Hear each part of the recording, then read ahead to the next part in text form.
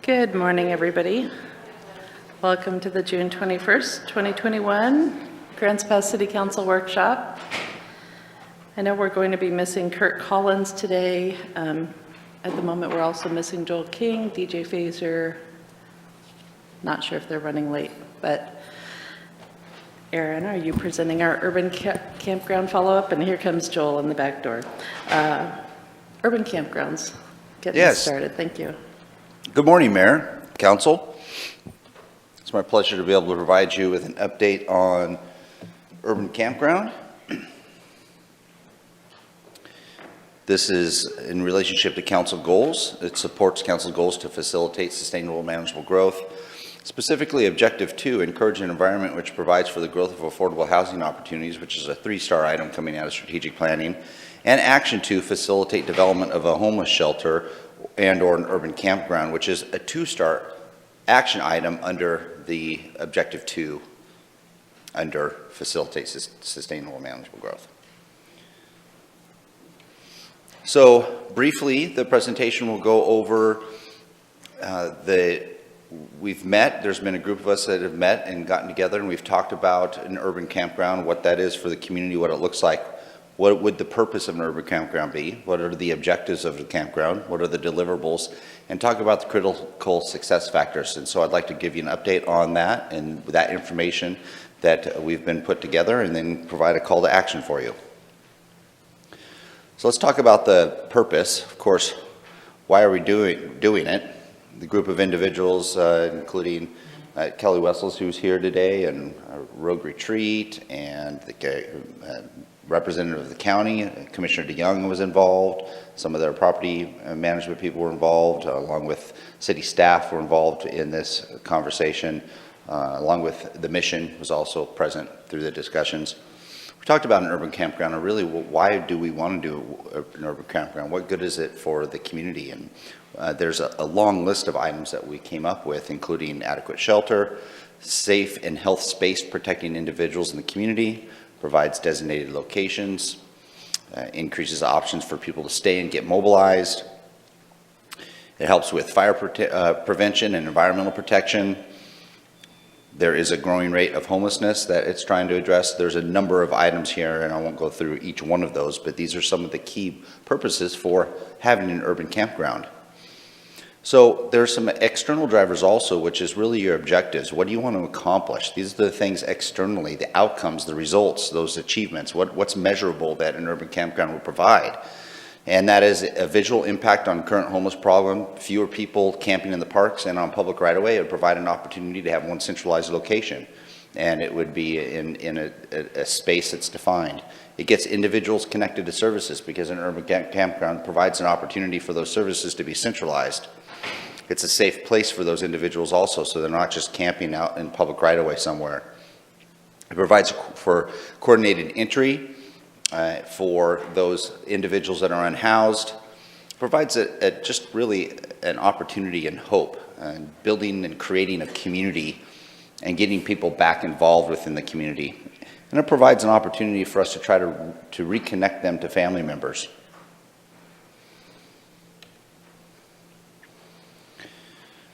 So from an urban campground standpoint, some other things were discussed with regards to deliverables and scope, and these are more internal in nature. These are the things that really support the objective that we just talked about. So those internal drivers, from a standpoint of what are the deliverables and scope of an urban campground, or what they could be if we were to have one in this community, would be, of course, location, space, and capacity. We'd need staffing, and there's a long list here of items that are more the deliverables that we would be providing, including some law enforcement support, faith network, access to food, and other items there listed.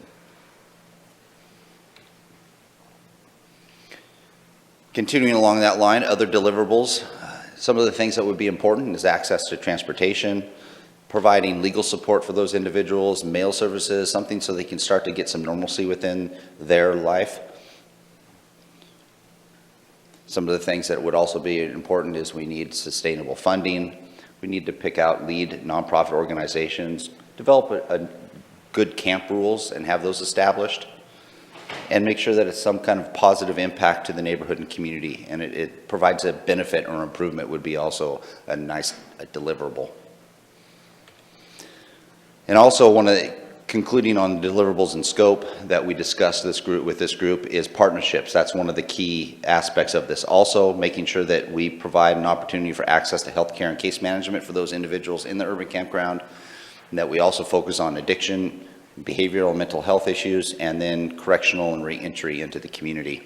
Those are some of the other internal deliverables that would be important in order to provide for a successful program. Now, out of all of these things that we talked about, there's some critical success factors, or what are considered critical success factors for us to have something be really good. And these are listed here on this little chart. So I want to go over these, and this is important because we've taken a number of good steps in defining the critical success factors and actually making progress on those. So the main critical success factors for an urban campground is determine sustainable funding. Do we have sustainable funding? Do we have a lead nonprofit?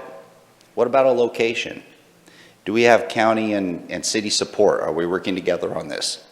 Is there a law enforcement aspect and support for this type of activity? And then some memorandums of understanding with service providers to help provide that continuum of care, which is more than just providing a safe place for them to rest. Camp rules are extremely important, along with making sure insurance is covered and that we have some measurable goals and outcomes. So I'm happy to say we've had a lot of progress on that. If you take a look at the responsibilities and the due dates, the responsibilities, we defined those and broke those down within the group and determined who would be the lead on that. So for instance, sustainable funding. UCAN and All Care would be stepping up to help with the funding activities. And we actually have identified some funding sources for an urban campground, which is a real positive. That's one of those critical success factors that we need. Lead nonprofit, Rogue Retreat has said that they would step up and they would be that lead nonprofit that would actually run the urban campground. That's another hurdle, a large hurdle that has been overcome and can be labeled as complete. The next big one is location. The city was exploring a number of areas where we could potentially house an urban campground, and that's still ongoing. And the other critical success factors play into the top three, and which I mentioned before. So there's a number of them that are active or to be determined once we have an actual site in place. The positive is we have two of the three legs of that stool basically defined and completed, and that is sustainable funding and a lead nonprofit. That's a big deal. The part that we're trying to still determine is a location. Now, location for this is a critical success factor, and there is a lot of challenges with finding a location, particularly in Grants Pass right now. The location for an urban campground can be sited in industrial business park property, and that's the property that's on the map here behind me. That's in purple, either dark purple or light purple. Those are our industrial and business park properties. So the city has looked at and explored some of the available pieces of property that have the potential to house an urban campground. And with talking with some of the stakeholders, they believe that 1 acre or larger is the right start from a standpoint of sizing in order to have a successful urban campground. So looking at the industrial and business park locations, we did do some outreach to a number of business and property owners. Unfortunately, we were unable to find anyone who was willing to step up right away and be a partner in this and provide their property for this type of location. So that was sort of a difficult reality. On the positive, it was really nice and interesting to be able to talk to some of those property owners that do have business park and industrial properties, because a number of them have plans to develop that to make employment type opportunity a job creation. And so that's really exciting to say, hey, I noticed you've got 2.23 acres. Do you have any plans? And they're like, yep, we do. We're in the process of. And so that was really cool to see a lot of future potential movement on some of those potential pieces of property. So that's sort of the general update right now. We're still in the process of trying to, from a city perspective, look at and inquire on additional pieces of property that may be available. But your call to action from a council perspective is to continue and provide direction to continue the facilitation and implementation process, which would mean for myself and the city staff to continue to do property exploration and identification. You can postpone the action, or you can remove the action from the strategic plan. And we have questions. If you have questions, I know Kelly is here from UCAN, and she can also answer some of those, specifically maybe with the resources that are associated with this program. And she's been gracious enough to be really on the forefront of that, identifying resources that would provide for some of the basic infrastructure that's needed for an urban campground, along with continued operation dollars. So at this point right now, we're still in the process of needing a site. And like I said, there's been some that have been identified as potential sites that would be good, but at this moment, the property owners aren't willing to or interested in stepping up to do some kind of small partnership at this time. And so that's where we are.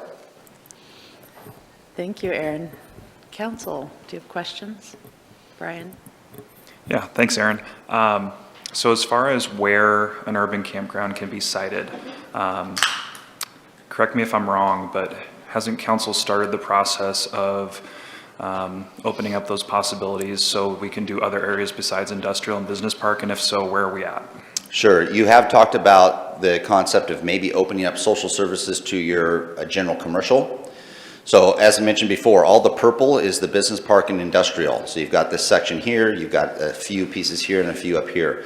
You're looking at from potentially changing the definition of what's allowed in your development code and from a zoning definition to allow for general commercial, which is all of this red. All these red areas to provide for social services to be a permitted use or conditional use in those locations.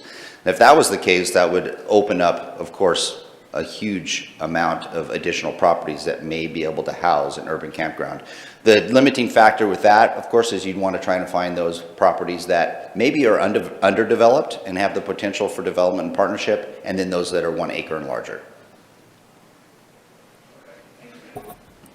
Thank you. And so I know that council's kind of in the middle of that. I know that it's been brought to us and we reviewed it, and I remember there's 4 different categories for social services, and it went back to staff. And so I'm just kind of trying to get a sense of when that's going to come to us again. Well, I'll have Brad come up to the podium and sort of give you a timeline idea of where we are with that process. So the Planning Commission has a public hearing in July. So the development agreement, you can tell where my mind's on a couple other projects.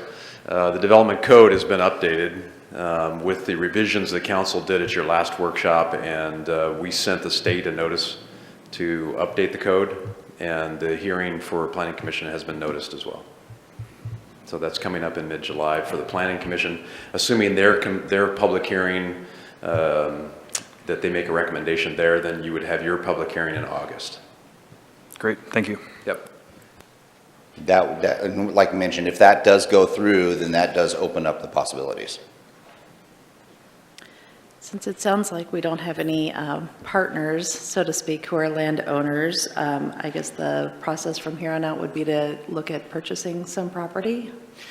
That would be a potential. That would, from the potential conversations that I've had with some of the property owners in the industrial business park, that would probably increase the opportunity to have an urban campground at one of those sites if the city was wanting to explore the purchase of a property for this use. Okay. Joel? Is it appropriate to ask Kelly or the other gentleman, I think, what's his name, Russ? Chad's not here right now. Oh, Chad? Is it okay in the agenda now to ask Kelly a question? Well, I think you should ask the mayor that or the rest of the council. Yeah. So, Who's in charge of this meeting, Joel? That's Absolutely. That's Kelly. true. I should know that, shouldn't I? You want to come forward? Honorable Kelly. Wages are cheap, land is expensive. very similar to medieval Europe, where you had the nobles that owned all the land and the peasants that worked the land and got paid not very much. Didn't used to be that way. The solution for solving this seems like it's on municipalities, which, given the 3 levels of government in the United States, has the fewest resources of all those 3 levels of government. You come before us leveraging that funding. Could you share with us a little bit about how you leverage those resources? And then in addition to that, could you share with us how you try to break this cycle of low wages and expensive land and class mobility, so that people that find themselves at this level, non-functional, can have a class mobility to where they can rise up to this level? Because America used to be famous for that. If I had that answer, I'd be out of a job, and that would be really good for me. I'd be really okay with that. You're good, Kelly.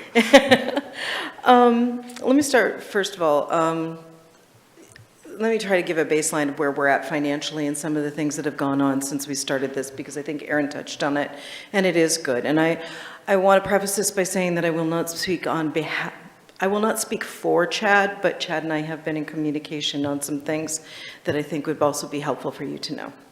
First off, we just got done purchasing about $175,000 worth of pallet shelters. I subgranted that to Rogue Retreat. Rogue Retreat turned around and purchased those entities in order for us to start beginning to have the supplies that would be necessary for this.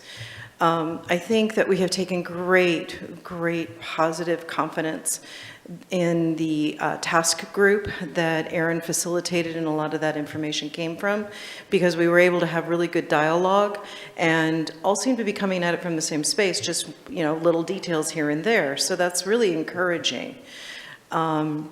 Location, Chad has spoken to, and it's something that I'd like to speak to, is that, you know, one of the things that they did really well in Medford was that they dealt with an individual that needed his land cleaned up and kept in a better space.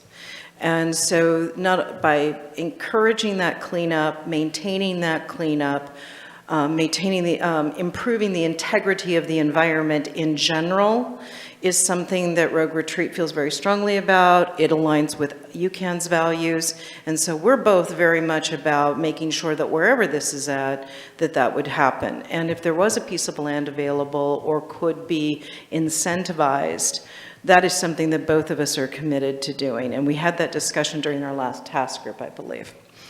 UCAN has also purchased 2 laundry and shower trailers that are currently in manufacturing in order to support the hygiene piece of it, because we feel like that's a good role for us as a supportive service. And so trying to work some of those edges to be prepared for when a piece of land does become available. The other part of it is that I have put it into my work plans. So long-term planning, the next biennium. What does it look like, and how do we maintain it should we secure it, right? So this has become a primary piece of my work plans for the next biennium. Funding sources of EHA, SHAP, EHA DERF, which stands for Document Recording Fees, ESG. Those are standard funding sources that are very robust and are targeted to houses transitions, rapid rehousing from unsheltered status to sheltered status. Those funding sources have oftentimes been spent in very inefficient ways, and quite frankly, not in the ways that I would have preferred. Should we be able to have this urban campground, those funding sources will be utilized in a more efficient manner. They will be, because they'll be used as they're designed to be used. The absence of shelter is what causes an inefficient use of funding. And to me, it's important that I'm a good steward of the funds. I've been, you know, community trust is important to me, and my credibility I don't put out there for anyone to destroy. I feel really strongly about that. So fact of the matter is that on a long-term piece about bridging, what people have and what people don't have. I think sometimes that is just the part of evolution with humans. I think if we have learned one thing in this last year in the pandemic, at least my experience has been, is that we've discovered some things that really matter. And a lot of the stuff we were spending time and money on didn't really matter. That people matter, and the quality of life that we have matters. You start there, you'll start solving some problems. Thank you. Other questions for Kelly or Aaron? Valerie? Thank you, Kelly, and thank you for continuing working and to try to solve this, because we know this is something that needs to be solved. So as far as I'm concerned, yes, let's move forward, do whatever we can to get this going. I'm wondering, as we move forward with the ARPA funding, if there's any way to utilize purchasing a piece of property or infrastructure for this, because it seems to me this is just like right where a part of it needs to be spent. Yes, that this is an allowable expense. Housing, affordable housing, services for the unhoused. It all can be linked to COVID and the ARPA money, so that would be an allowable expense. Thank you, which is all the more reason to get on it, I would expect, to keep moving forward. Brian? Yeah, so this has been a council goal since the first of the year, and I would consider us wanting to have an urban campground up and running before winter. I think that's kind of what our goal is here. So I just want to, I can't speak for the rest of council, but for me, my goal is to have an urban campground up and running before winter. So whatever we need to do that, let's do that. I don't think we need to wait for the code amendments to buy land, because if we have consensus that we are going to do a code amendment, we're in control of that. So that would mean that we could look at land in the general commercial and potentially get this going faster. So no question, just more of a comment. Vanessa? I'll just second Councilor DeLaGrange's statement.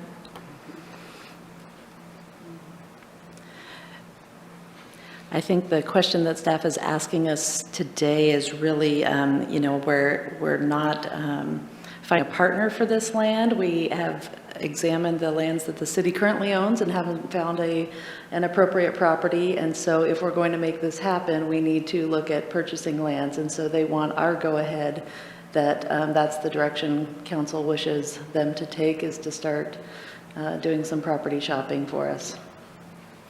So if we don't hear any objections, I will assume that you agree with that plan. Brian, and then Joel. Yeah, I agree with that. There is a second avenue, though, where if we do those code amendments, that we may not have to purchase land and we may be able to find a partner in the general commercial area. I don't want to put all our eggs in that basket, but I want council to realize we potentially have two options for a location still. One buying land and one not. Joel? Well, and I just want to second what Brian said, that I think at this point in time, we need to keep all our options open because we don't know what's out there. And both are viable. So at this point in time, why would you limit your choices? We need some staff work to come back to us, and from that staff work, there's going to be advantages and disadvantages. There's going to be leverages in terms of private funding. I don't know about the other forms of government. And we want to do it in a way that we don't redo it. For example, Portland, they've been through 3 councils now. They financed an $80 million development to house the homeless, and then they all got voted out of office, and the next council voted to demolish it. We don't want that to happen. We need to make sure that we examine the options, we thoroughly look at it, we do what makes sense, and we move forward. And I don't want to limit our options at this point in time. Mayor, I think, those comments are good from a direction standpoint. You're right, if I can start exploring, if council wants me to, start exploring the general commercial, the same way I explored the business park and industrial, and also go back and explore the industrial with the direction that there's a potential that the city may be interested in acquiring the property in order to make that happen, and doing that also from the general commercial aspect also, and taking care of both of those properties that way. Ultimately, I'd want a little bit of time to get something to you to provide you with some different options of what we'd be looking at with those two scenarios, and I could report back to you at a later date if you'd like. Yes. Sounds good to me. I'm seeing smiles and nods. Okay. Thank you, Aaron. Thank you, council. Sarah, can I ask one more quick question? Go for it. It's related, it's not directly urban campground, but earlier this year, we were this close to having a shelter as well. And I think we all know that the urban campground is not the end-all be-all of solutions for this. It's a continuum. So if there's anything we can do to, engage with Rogue Retreat to get the shelter proposition going again, I think that would be worthwhile as well. I don't want to let that one languish because we're just focusing on this one. I think they're both very important. Valerie? And adding to that as well, I know Vanessa and I last week went to a Jackson County Housing Authority where they were having smaller, like shelter for fire, for cold cooling, for whatever, and asking if there were some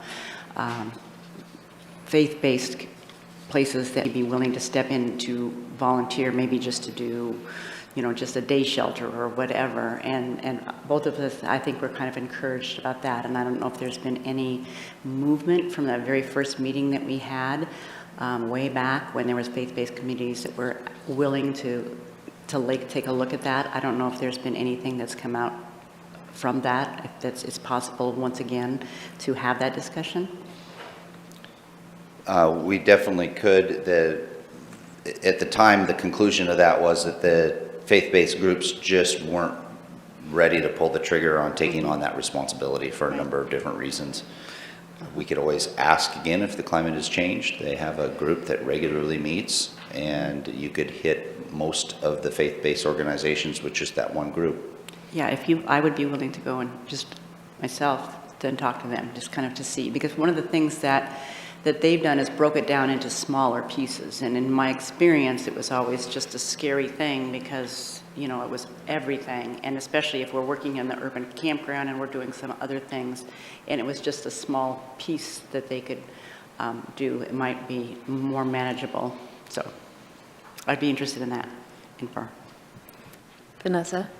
Yeah, just to expand on that, it was an open house for a severe weather shelter ran by Rogue Retreat. So they had all of the mats that folks sleep on, and they had barriers in between the mats.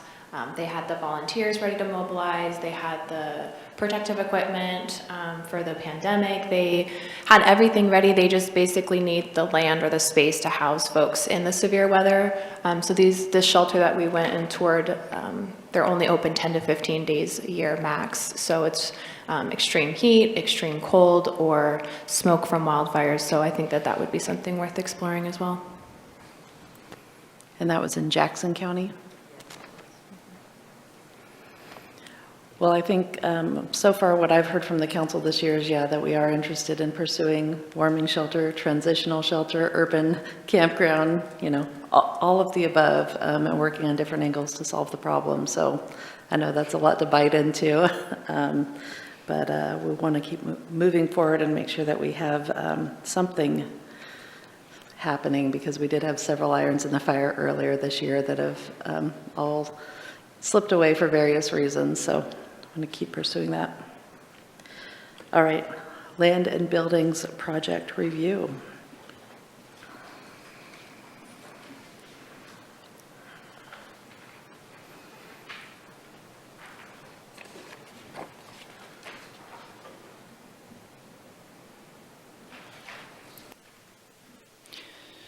All right. Good afternoon, Mayor, Council. So subject and summary on this is to go over and review the lands and buildings capital projects. It really is, if you take a look at all the projects that are in there, it's all about building community. There's so many great things that are in there. We just approved the budget, and so for you, we've got a couple of things. I've got a presentation here that reviews all of the LB projects, and then also you have on the dais a page document that also has it just briefly in small print, so it all fits on there, all of them listed. So I am prepared, if council so desires, to go through. I've got, I believe, 55 slides. That is one slide for each LB project. I will go through those and we'll talk about the project and the resource allocation, and then I'll conclude and look for direction from council. That's my goal, that's my plan, unless you tell me otherwise, because I wasn't quite sure how you'd like to approach the discussion of LB projects, or if there was just a couple that someone had a conversation that wanted to talk about, then I can move into those also. So really, I'm asking for a little bit of guidance, but I am prepared to go through all of them. DJ? Yeah, my input for that would be, I don't think it's necessary to go through every one of those slides today. Speaking for myself, I spent a couple hours reviewing this, right? And I would expect others have as well. So having those, I guess, more elaborate slides would be good to refer to for any questions at this point, because I kind of see this as an initial investigation of all these land uses. So I imagine people have those questions, and I think just kind of following that lead would be appropriate. So are you suggesting we just start with the questions? Yeah, I am. I'm just presuming people are prepared to have this conversation, and let's not do a 55-slide presentation, yes. I could just move them along to wherever you're talking on, whatever LB, that'd be fine too, whatever you prefer. Is that okay with the rest of the group? I'm seeing all heads nodding. Okay, that's what we'll do. Thanks for the suggestion. Who wants to start off with questions? Rick? Thank you, Aaron. On the fleet maintenance facility, LB 6225, It'll just take me a minute. They're all 6225. There you go. we were looking at trying to get together possibly with ODOT and the county to combine fleet facilities and also look at new, I'm going to say compressed natural gas for the facility. Where is that in the process? Do we still have conversations going, or is this on hold, or? We still do, and there actually is, I think later on down in here, there's actually another LB project that deals with the alternative fuels above and beyond the fleet maintenance one. So those are still in the hopper. The thing, and these have been here, as you probably recognize, Counselor, for 5 to 6 years. Valerie, you probably too. And one of the biggest stumbling blocks with making any progress on these things is the water treatment plant going to have to maybe go there or something along those lines. So we've identified where the water treatment plant's going. So now that frees us up to focus on our internal fleet maintenance facility. And so we have the ability and the freedom now to start exploring that, recognizing that this is where we're staying. Now, there are still discussions from the state perspective and the county perspective and the city perspective. We've all talked. I've talked with Rob Brandis a little bit about commingling all of our services. I'm not sure if that would work unless it was the right location for us, because some of the locations we've talked about are outside the city, which would make it more inefficient for us from a service delivery standpoint. I'm not sure if that's going to continue as a discussion, but we'll always be open depending on where they go. It's a timing issue also. I think with what we have here, we've got the potential to make some good headway if we planned it out right with our facility that we have right now. Brian? Yeah, just to follow up on this line item. Since I'm new, I'm not up to speed on the reason we need a new fleet maintenance facility. So if you could briefly just touch on that for us. I would love to introduce our enthusiastic Public Works Director, who will be able to provide you with just a quick snippet of why we need this.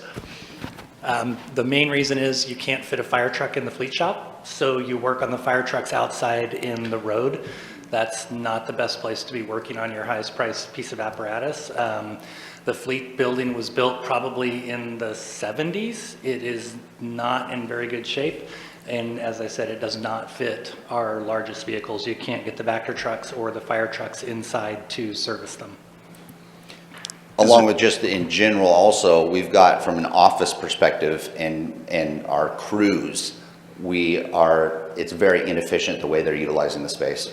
Yeah, one of the things as part of the asset project that's going to be kicking off soon, I think you'll be surprised at the condition of those facilities. They've just been there forever. They were not constructed with the future in mind. They were really built as temporary buildings, and we've made them last now for 50, 60 years. They've done really well. Thank you. I might ask you for a tour of the city yard sometime, since I've never been over there. Absolutely, we would love to take you over there and show you around. Absolutely love it. DJ?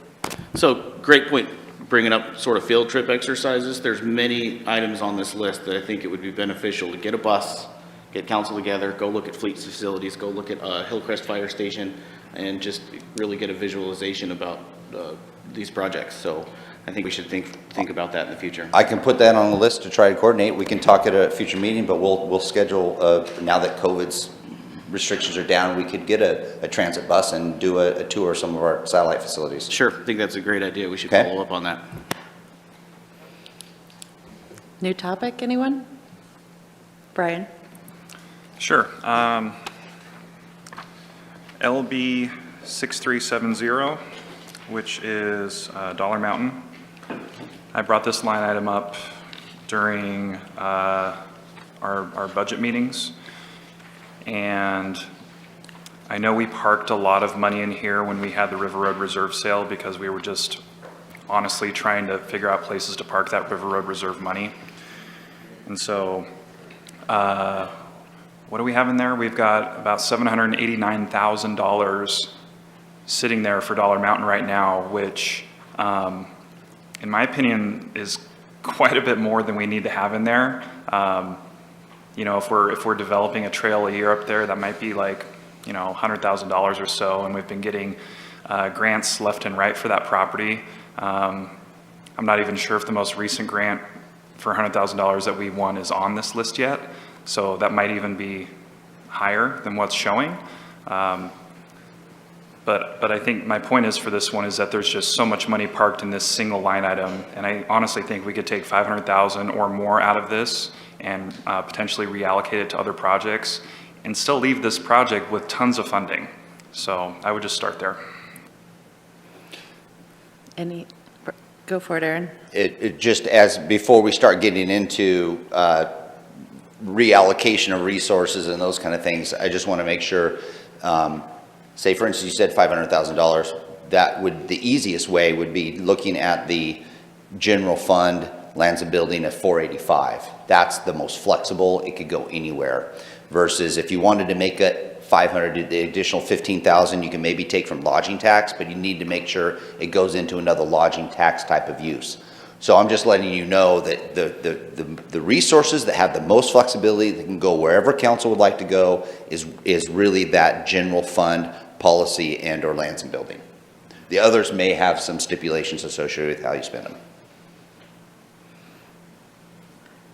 Is it on this topic, Joel? So as we go into this, rather than make reallocations at this point in time, I think we need more information. It caught my eye also, and I had the same questions, but I want to know what we're giving up, and I want to know what the cost is. That's called informed decision-making, and so, you know, if we have a presentation on LB 6370 where we know what we're giving up with that money, and if we give it up. What's that? Well, I'm not sure he's prepared to answer that with all these projects for one line item. So I would ask that rather than us look at 25 projects right now and try to reallocate dollars, that on those that we have questions on, we ask for a presentation with more information so we can make an informed decision that we all agree with.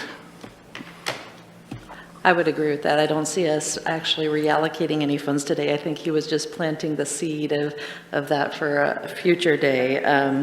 But does anyone else have any questions or comments about Dollar Mountain before we move on? Valerie? Yeah, what I kind of see Brian saying, and maybe I'm misreading him, I don't know, because you're right. If you look, there's a lot of lodging tax that comes in and goes into Dollar Mountain, lodging tax that goes into the parks, and that is lodging tax money. So that's not easily, it has to be allocated to something for lodging tax. So that's it. What you're really looking for is the amount of money that came through the sale of the River Road Reserve. And that's Yeah. what it seems to me like what you're more questioning is the money that came directly through the general fund, that it doesn't really have anything on any attachments to it. Sure, yeah, and I agree with that, but I wouldn't necessarily say that my only discussion point for this funding is the River Road Reserve money. I just think this line item in general, all of the funding, should probably be discussed. All right, other questions on this topic? I just have a question for Aaron. Is the 100,000 on here from the latest grant? I didn't think so. No, just the 300,000 for the state grant, That's the which one from the fire. represents some of that fire mitigation. Okay, I thought so. Thank you. Okay, new topic? DJ? Sure, let's see, LB 6398, refurbished Hillcrest Public Safety Station. Just a couple clarifying questions. So,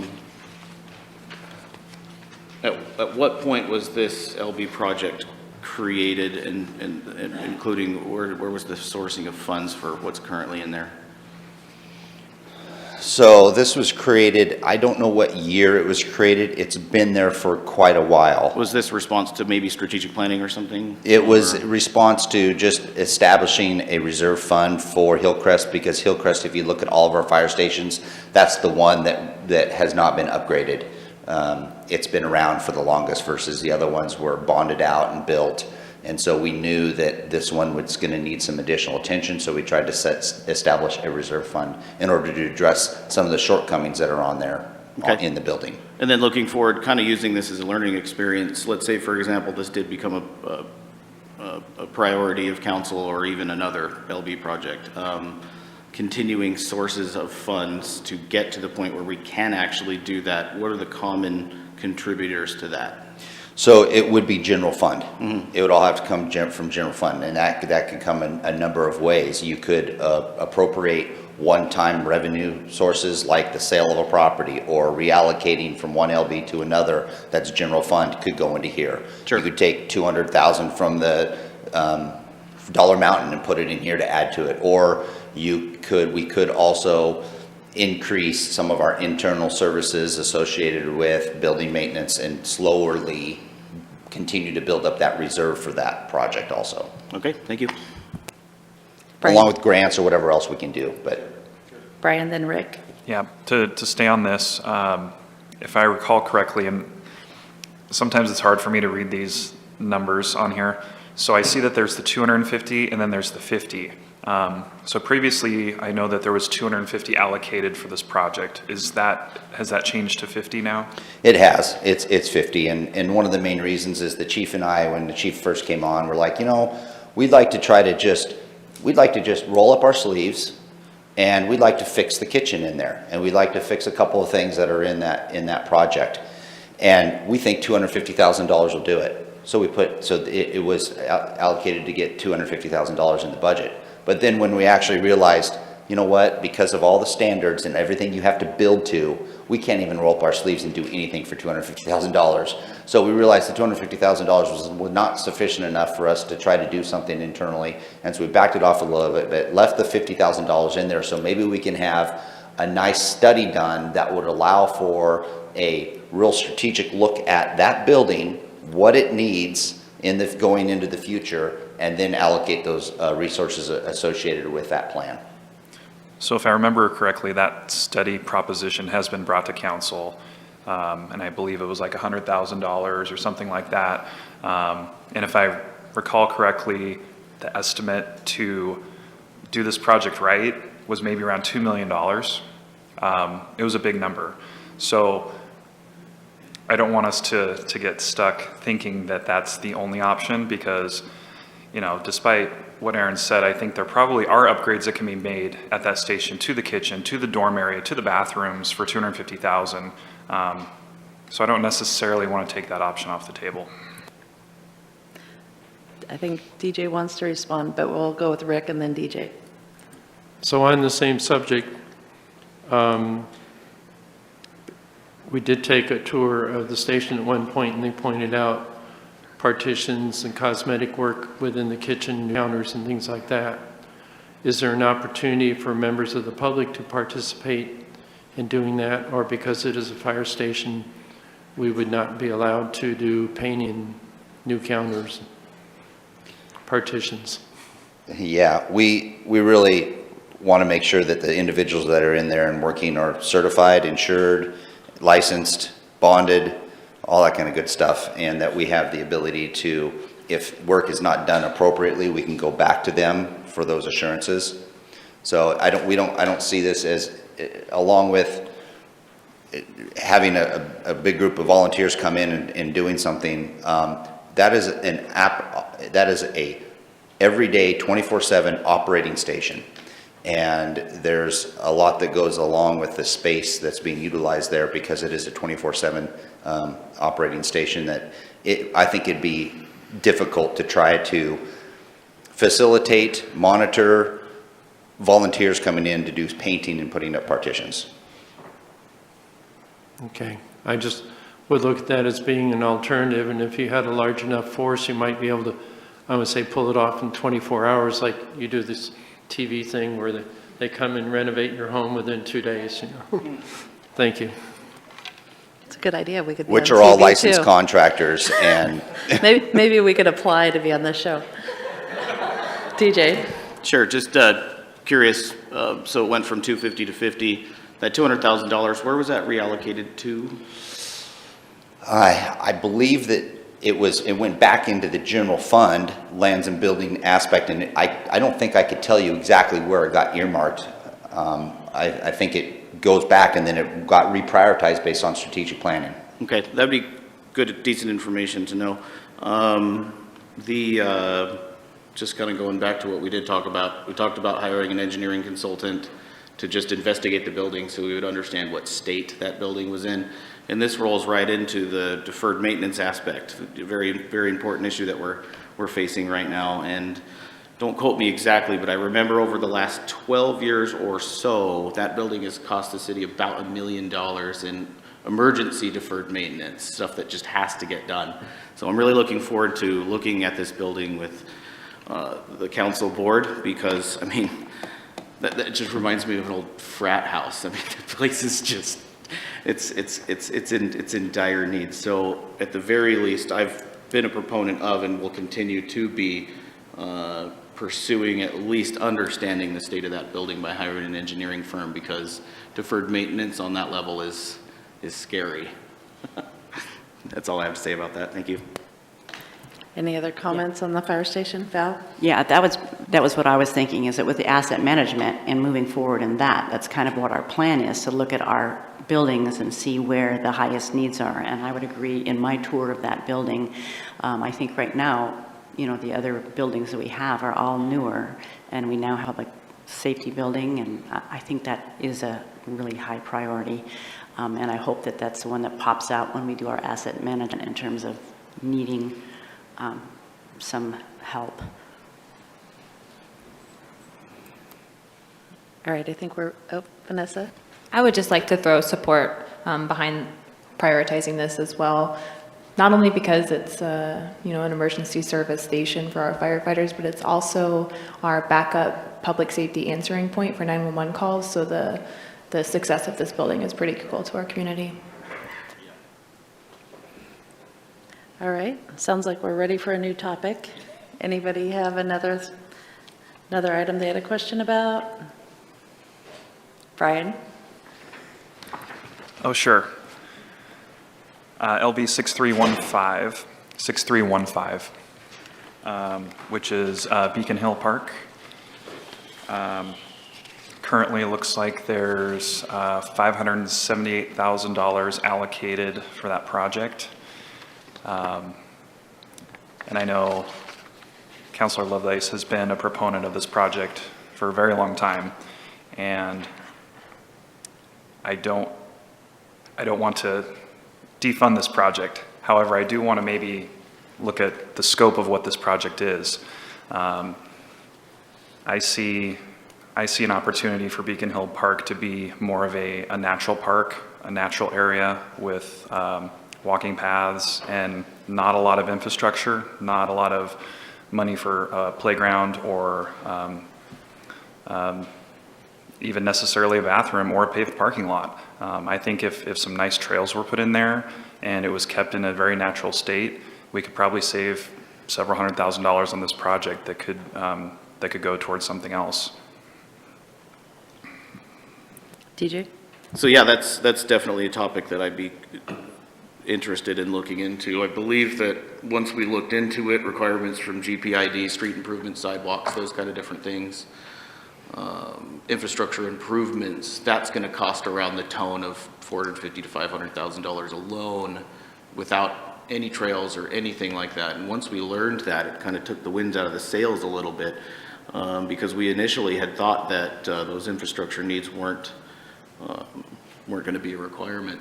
And we thought that $500,000 and some odd would actually develop a park similar to what you're talking about. So that's just bringing up to speed a little bit, one of the issues that we're having with that park right now. Valerie?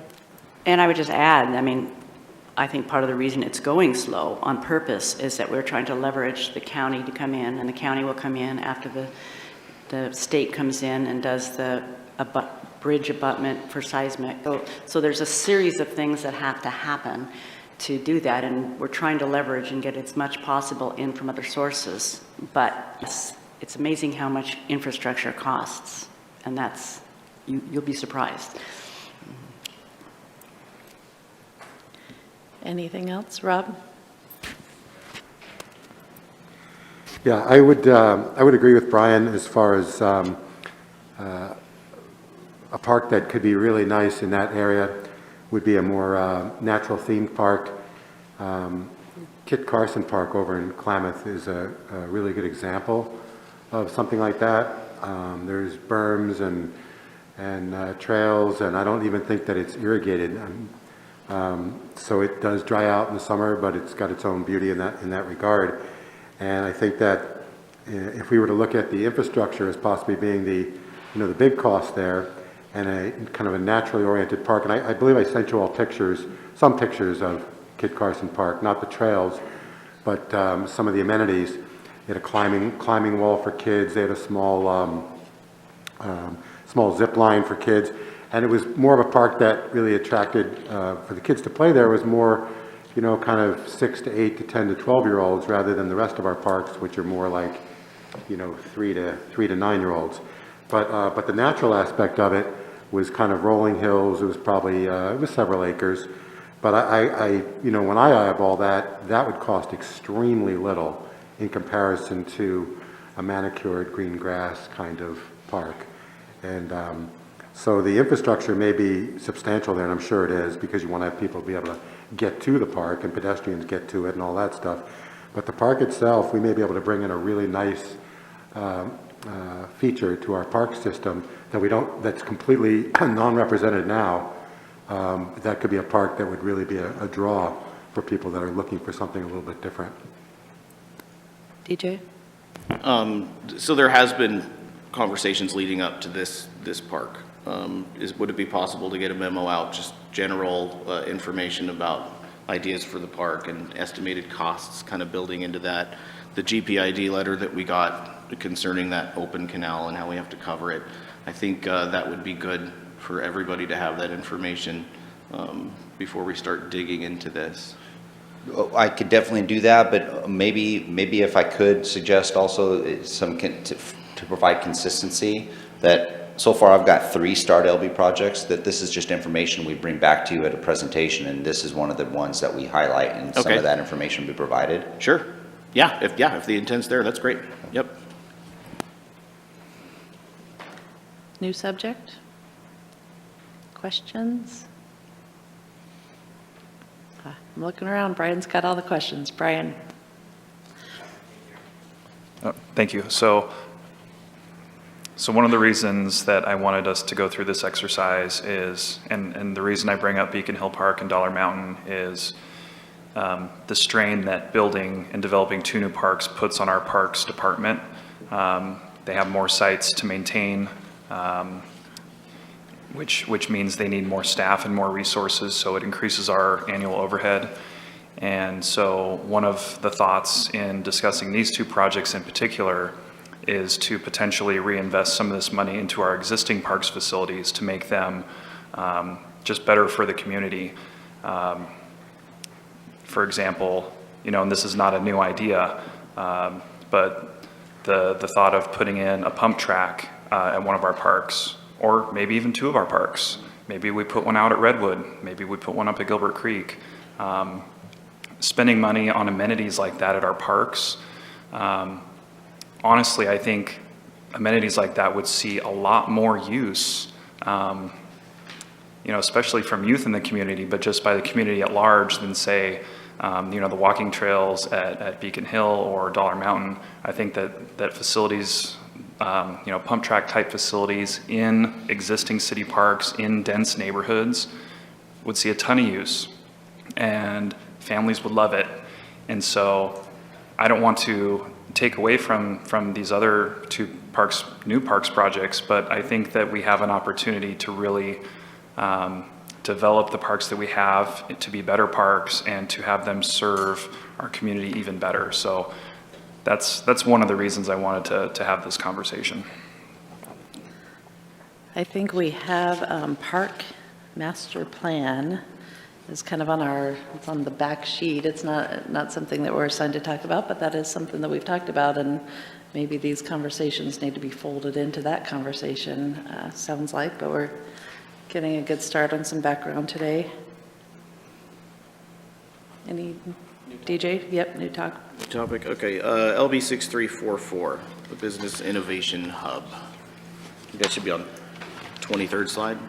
There you are. Basically, I just have some really generalized questions about that. Like, how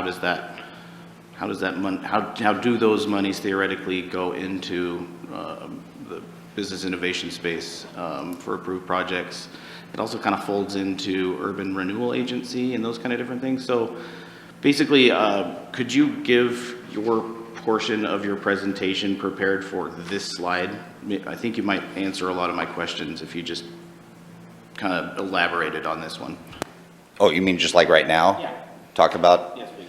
So what a business innovation hub is, or what our part role is? Or? Yeah, just general, superficial example of this that I think it might answer a lot of my questions I have. So business innovation hubs became real popular in the early 2000s. It was an opportunity to try to get specialized training in special fields, and sometimes business innovation hubs would be specialized in electronics, and then a year and a half later they might specialize in something else, or provides an opportunity to where you have a building that has infrastructure that allows for businesses or individuals that have certain skills to be able to share and teach those skills. So it would have the infrastructure available and the tools available to come in and have people learn welding. And so you do a welding innovation hub, or pick your trade, and you try to get that going to provide and spark interest and get people involved in growing and honing their skills to be part of the workforce. Most of these are run through some kind of nonprofit or other type of teaching type of like universities or community colleges or schools of some sort. Cities usually have some kind of partnership with them. Maybe it's monetary, maybe it's the site, maybe it's something, but it's rare that a city is taking the lead on this. And that's why it's probably the way it is right now. Urban renewal dollars is an allowable use for this. But it really takes a community desire to have this in place, and the city is there to help support or facilitate that. We could always take the lead and try and make it happen, but it's there to help spark interest, develop work skills, and be one of those added values to the economy. Does that, Yeah, though, that helps me understand it a little better. And as far as utilization of these funds, of course, they have been utilized, but can you give an example of how they have been utilized in the past? For example, filtering through nonprofits, maybe like So Ready or those kind of establishments and then, you know, what do they apply for things that are applicable for a business innovation hub? And then I'm just not quite understanding how this gets filtered through into the community. so, go ahead. I was just going to answer because I do work at Rogue Community College, and there was a partnership between the city and Rogue Community College where Rogue was taking the lead on this and was going to place it downtown at the old City Hall building, which the college has now kind of retracted and pulled away from that plan and actually is selling that building. So the city still has, you know, a portion of funds dedicated to it, but my understanding is there's not an active partner at this time. Just a change of direction for the college. I have some info to add. Right. So part of we had the CDBG discussion, and there was a piece in there that related to this, and they said Anne said that she was working with a new partner to try to figure out if they could make something happen. And so I actually last week met with that person. Her name's Kat Bonney. She works for a group called Common Connections, I believe. And so they're the nonprofit that is kind of looking to take the lead for something like this. They were using the term Business Innovation Hub or Business Incubator, and they have a potential site located that they're working on. So without getting into all the details, maybe I can connect you with her, and she's a great source of information to get up to speed on it. Yeah, that answers my questions. Thank you. Anything else on that topic? New topic? Rob? I would imagine this should be a pretty brief explanation from Aaron, but on LB 6327, technology lifecycle management, I don't understand why this is in the lands and buildings.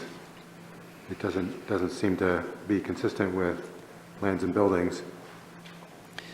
Yeah, it was put there just because I believe of the dollar amount associated with the upgrade of existing hardware and software components. It's easier because of the larger dollar amount of doing this. It's nice to have that little bank there, knowing that it's identified and it's there versus, say for instance, every odd year, recognizing you've got a blip of something that you've got to come up with another $50,000 or $100,000. So it's a tracking tool. I guess what I'm saying is you could call anything lands and buildings if you wanted to, because this is not land or a building. Well, it's somewhat associated with the building because the building provides office space. It provides with that office space the tools you need to do your work, and that's what the life cycle technology is.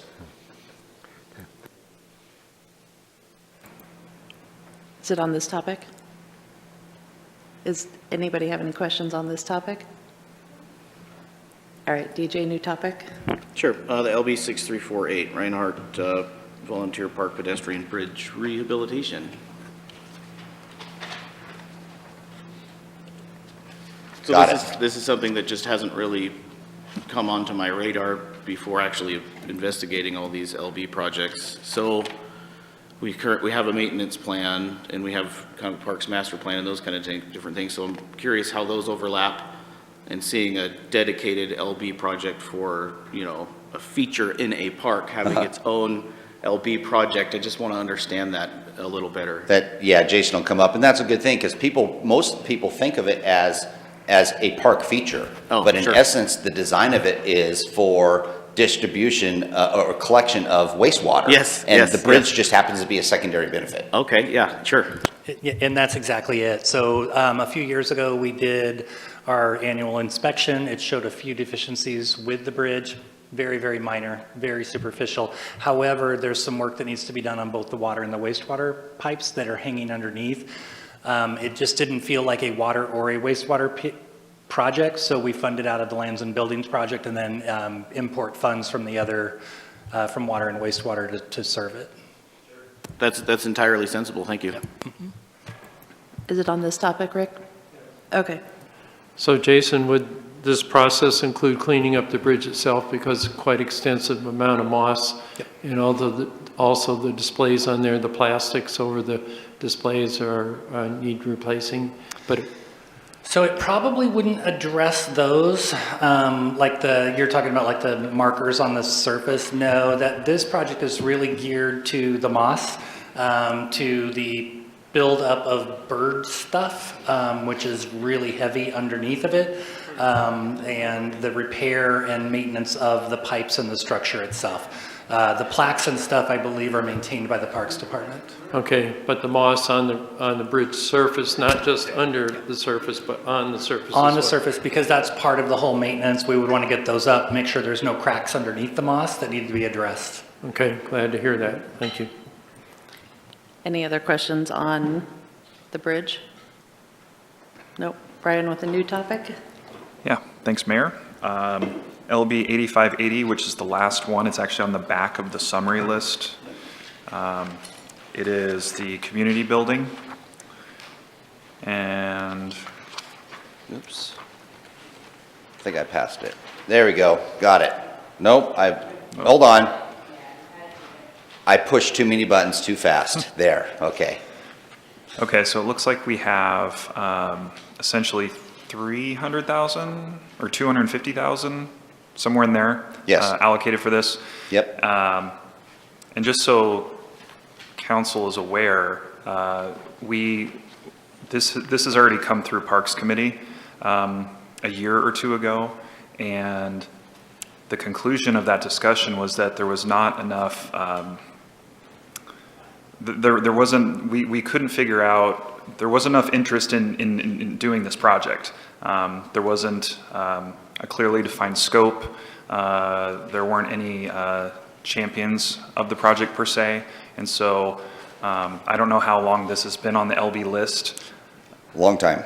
But from what I gather on Parks Committee and from just what I hear, there's not a ton of interest in this line item. So I would maybe propose us looking at it. Rick, then Valerie? So while the majority of the money has been sitting there, part of the discussion recently was a band shelter for movies in the park and so forth. Is this money, could this money be used for that purpose, and would it be in closer alignment with the dollar amount that's necessary? Well, the dollar amount, we're going to come back to you on, and you'll have a couple of different options because we're looking at not only the band shell, but also providing infrastructure for food trucks and vendors and those kind of things to make it more of an event type of venue. So I would need to take a look at the actual language within the trust. You see there's $150,000 in the trust. So we would need to make sure that those resources are spent according to the designated trust language. And I don't know that at this moment. Are the authors of the trust still living so we could go back to them and see if there could be an adjustment? I don't have that answer either, Counselor. Does somebody have a page number for this? Yes, 25. 25? 25. Okay, and it's Valerie's And turn. actually, that was what I was going to bring up, because I remember the last discussion we had with Adam. It was actually put into a trust and was needed to be used for the purpose, something in that park. So that was my question. Who had the trust? Would it be somebody who would be open to expanding it in a different way? Because the original purpose was a community building, but in a sense, kind of doing the band shell and something for the music may, in a sense, provide that. Yeah, and it could be that language is there, and I'll just have to look at it. I'll star this one as another item to bring back to you from a discussion perspective. But if you do it more of a community venue type of atmosphere like you've talked about, maybe more than a band shell and a few more amenities, it may fit within that trust definition. TJ? So, no such thing as stupid questions, I suppose. So I'm not privy to the Isaac Walton Community Building. I'm not really even. It's not there anymore.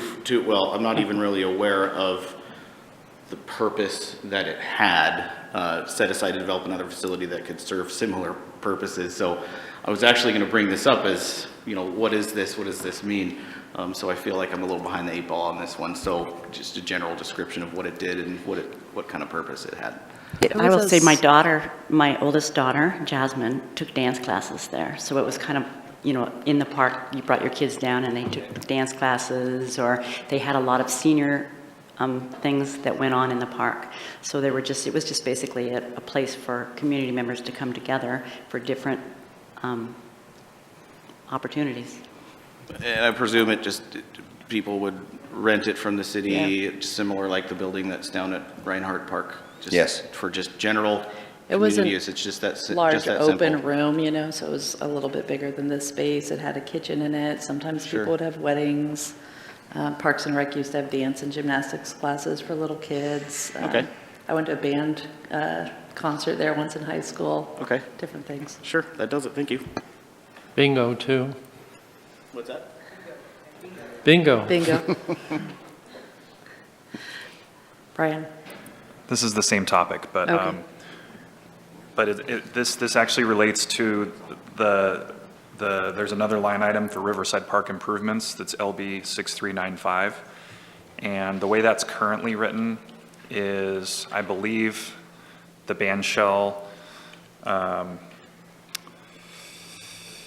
there's something there. Stage for concerts in the park is referenced on this line, and then also upgrades to the maintenance facility and to the Reed building. So there's a potential to maybe just even combine these, since the concerts in the park is already referenced here. And then, I don't know, I guess I have a question about the Reed building. That's the building that is in between the maintenance facility and Park Street, is that correct? Okay. And have we looked at plans for renovation yet, or is that still in its infancy?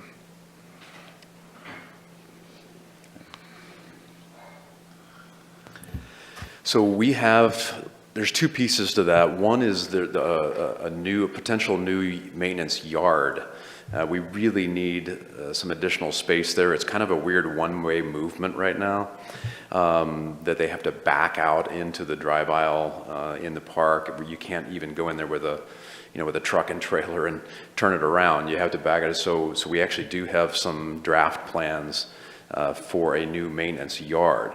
Now that's the maintenance building. The Reed building itself, it's very close to that.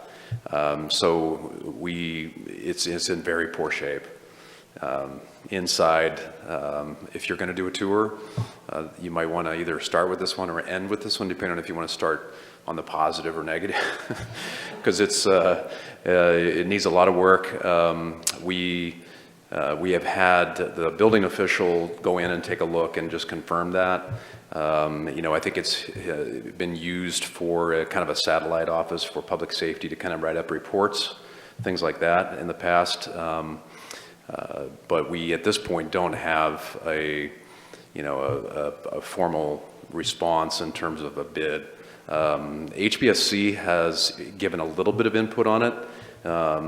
It does have some historic value.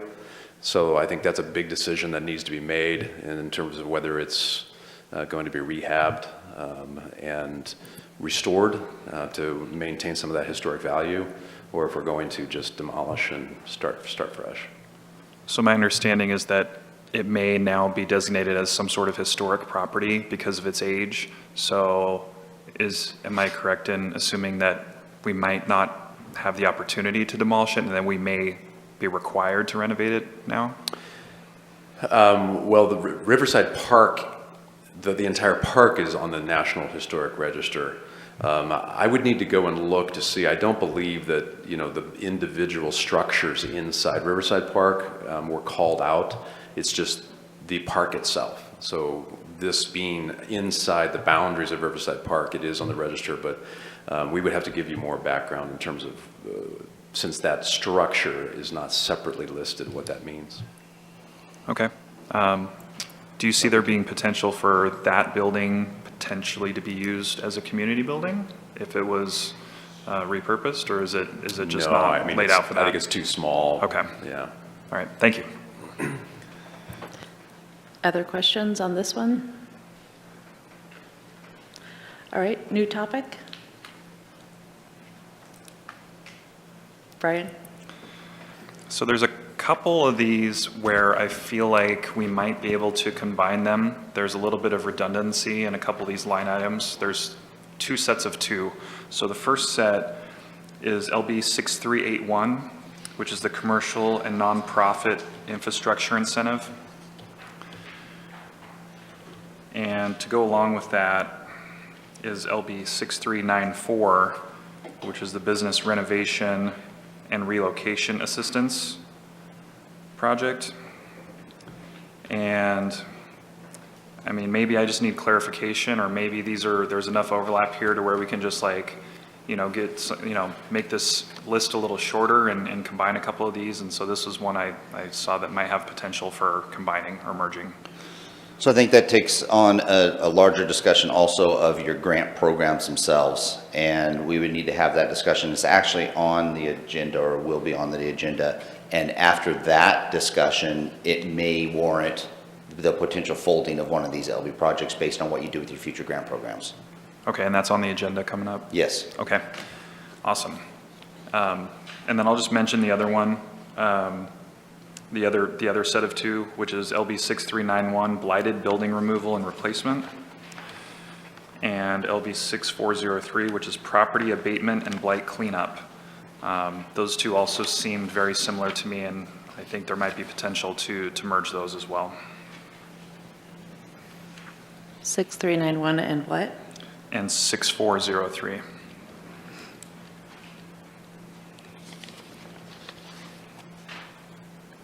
Want to just give an overview, maybe of So, Aaron?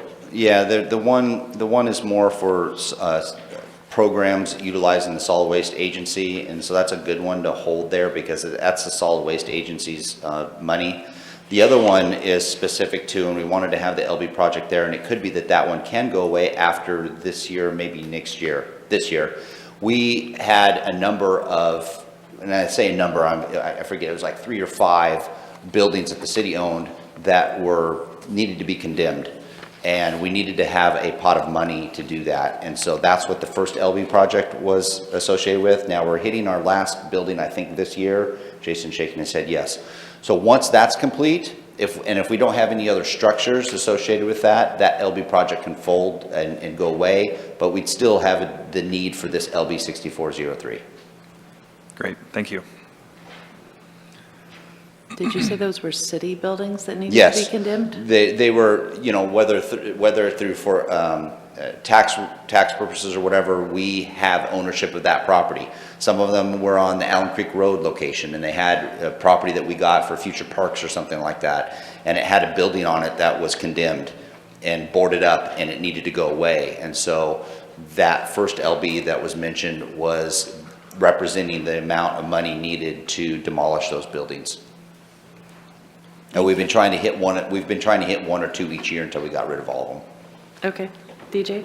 Sure, yeah, just talking about this one, the LB 6403 more particularly.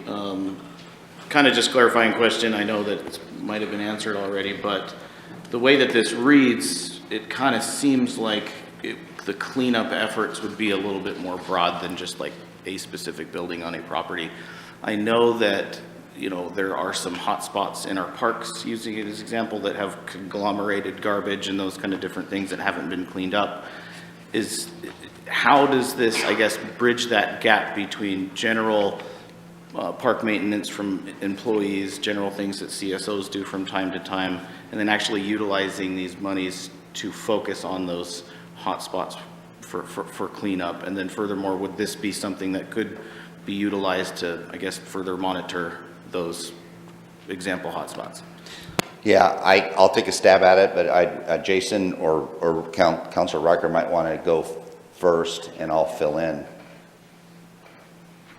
So these are funds that are dedicated from the Solid Waste Agency specifically for public safety, who is out doing code compliance on properties that need some serious cleanups. And so how the funds used to work is they were paid directly into the public safety budget, but it was harder for the agency to track. And so what they chose to do is now load those dollars into a capital project that public safety now draws on as they are cleaning up those private properties. Speaking of the ones that you're talking about, like in the Parks Department is more than willing to apply for funds to the agency to help sponsor those cleanups. Otherwise, the public safety might issue them a code citation, and then they could use those funds for cleaning those up. I don't think that's the direction that we would want to go, though. Well, I guess the reason that I asked, and that definitely answers my question, thank you very much, is that, cleanup in parks and these kind of hotspots, using an example, is gaining quite a bit of popularity in the recent years. And there's been kind of a momentum, an ask of council to focus more attention on these kind of areas.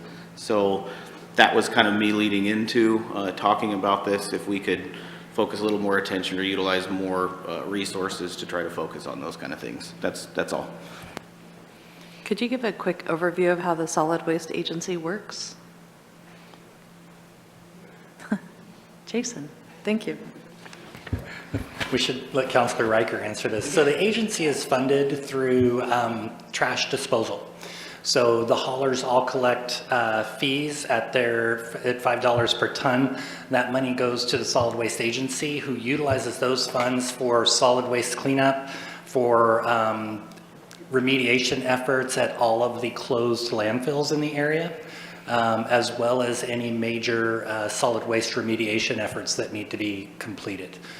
We have calls for projects. Any individual or nonprofit is welcome to apply, and the agency evaluates those and funds needed projects for environmental cleanup purposes. Yeah, we have been getting a number of complaints, particularly kind of on that stretch between Riverside Park and Tussing Park. Mm-hmm.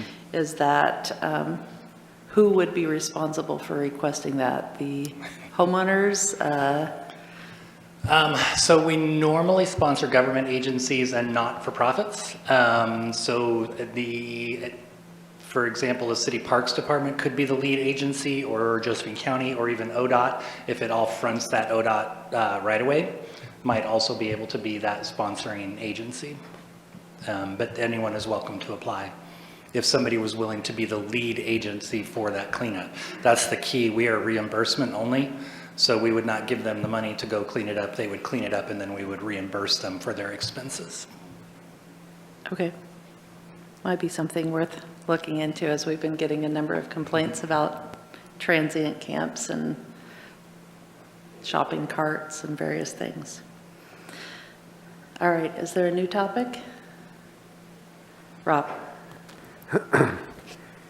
Yeah, a similar question, I guess, to my last question, was on two projects, LB 6396 and bottom of that page, 6397.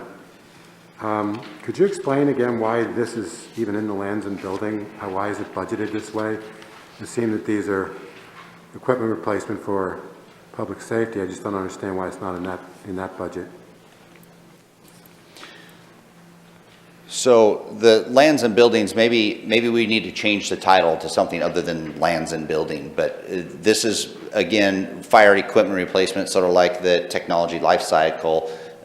It is an opportunity to where if we know that we have an expense that's a larger capital expense, we utilize the LB projects to be that identifiable bank for future need.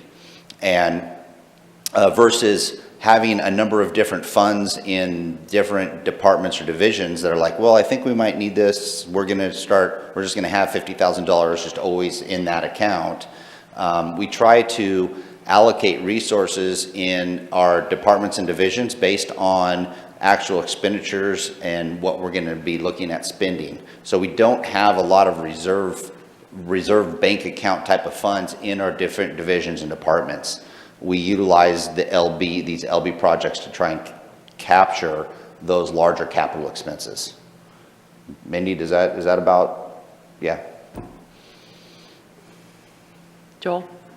Well, yeah, and we talked about those during the budget committee and the need to fund ahead and not just wait till the expenditures come and to plan ahead, and it's a great place to track it.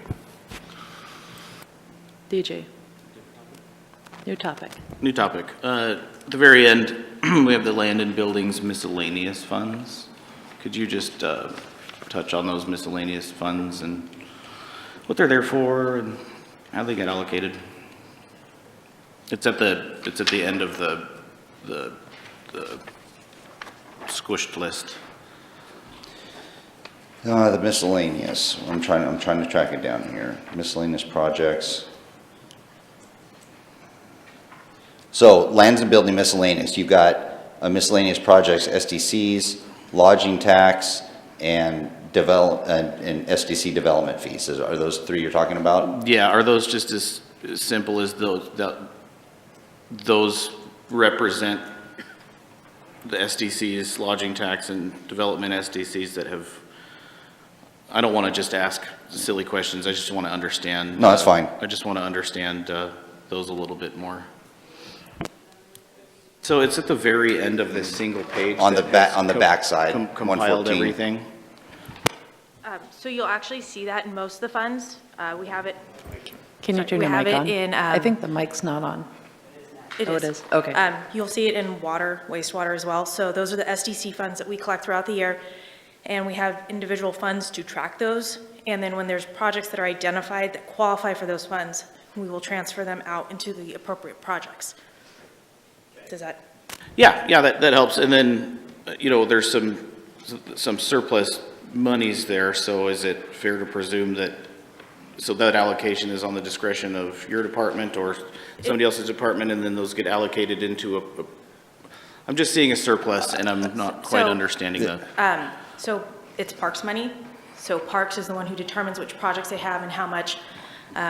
Typically, we will look every year to see how much money came in. We don't let them allocate every single dime or what we anticipate getting because we don't want to ever run it completely out. So there's always a little bit left in there, and we can leave money in there so that we get bigger banks if they don't have any projects, so that when a project comes, there is more money. And so that's pretty much at the discretion of Parks. We just facilitate it happening. Sure, great. No, that answers my question. Thank you. And then these are, the allocation of these funds, they're well-defined, right, as what you can use them on? Yes. I just wanted to get into Yeah. that a little bit about this. There are very specific rules about. Yeah, these aren't general Yes. fund in nature. Yep, got it. Thank you. Any more questions on that topic? All right, are there any new topics? Brian? Yeah, I've only got two more. And the first one is the LB 0000, which is General Lands and Buildings Projects. If I'm reading this correctly, we're sitting at about 332,000 in that fund right now.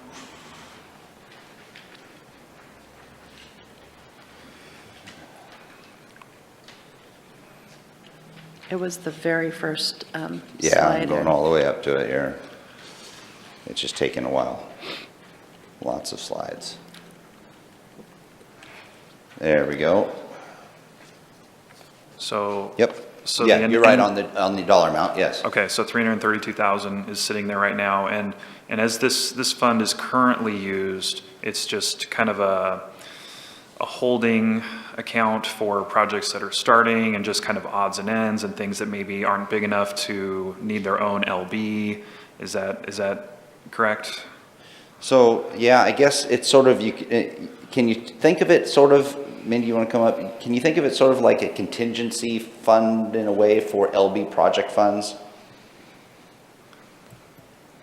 Essentially, yes. So we like to keep all the 00 projects with $200,000 to $300,000. So if something comes up, there's funds.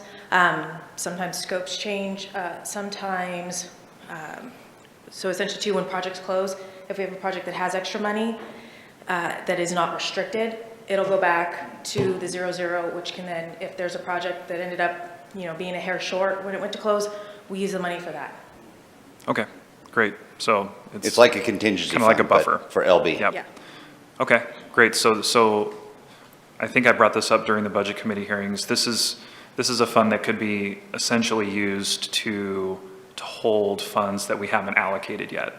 Like say we decided to allocate some funds away from some projects, we could temporarily put them in here until they were reallocated. Is that something that could happen? Yeah. Okay. If you were to close a project or something and there is funds that we still wanted to keep in the LB, this would be where it would go, if you didn't have another place to allocate it. Okay, thank you. DJ has a comment on this topic. Yeah, just a quick question on this one. So I understand this is to be understood more so as a contingency fund, but it also mentions that for small miscellaneous project, closed projects, and they're in the process of starting up, is there actually a list of projects that actually fit that description? Or is this, for the large part, purely a contingency fund? I don't think we have a specific list that uses these right away. This is just really contingency it's to provide that healthy flexibility for council and the allocation of resources with regards to projects. Sure, I think that's good practice. Thank you. All right, Brian had a new topic. Yeah, I saved my most contentious one for last. Oh, thank you. LB 6236, which is Spalding Industrial Park Development.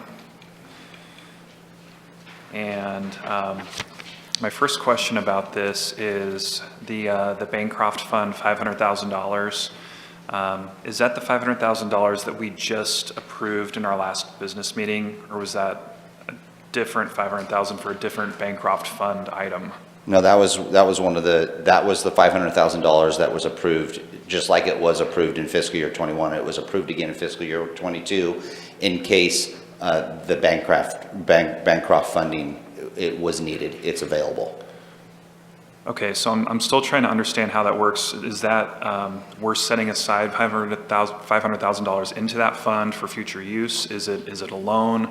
I don't totally know yet. Yeah, it is. It's basically there and being utilized and available to be utilized to help spur private investment, and it provides an opportunity for us to do a Bancroft loan to those businesses that may want to have assistance in putting in infrastructure that's essential, public infrastructure that's essential to their development of their property.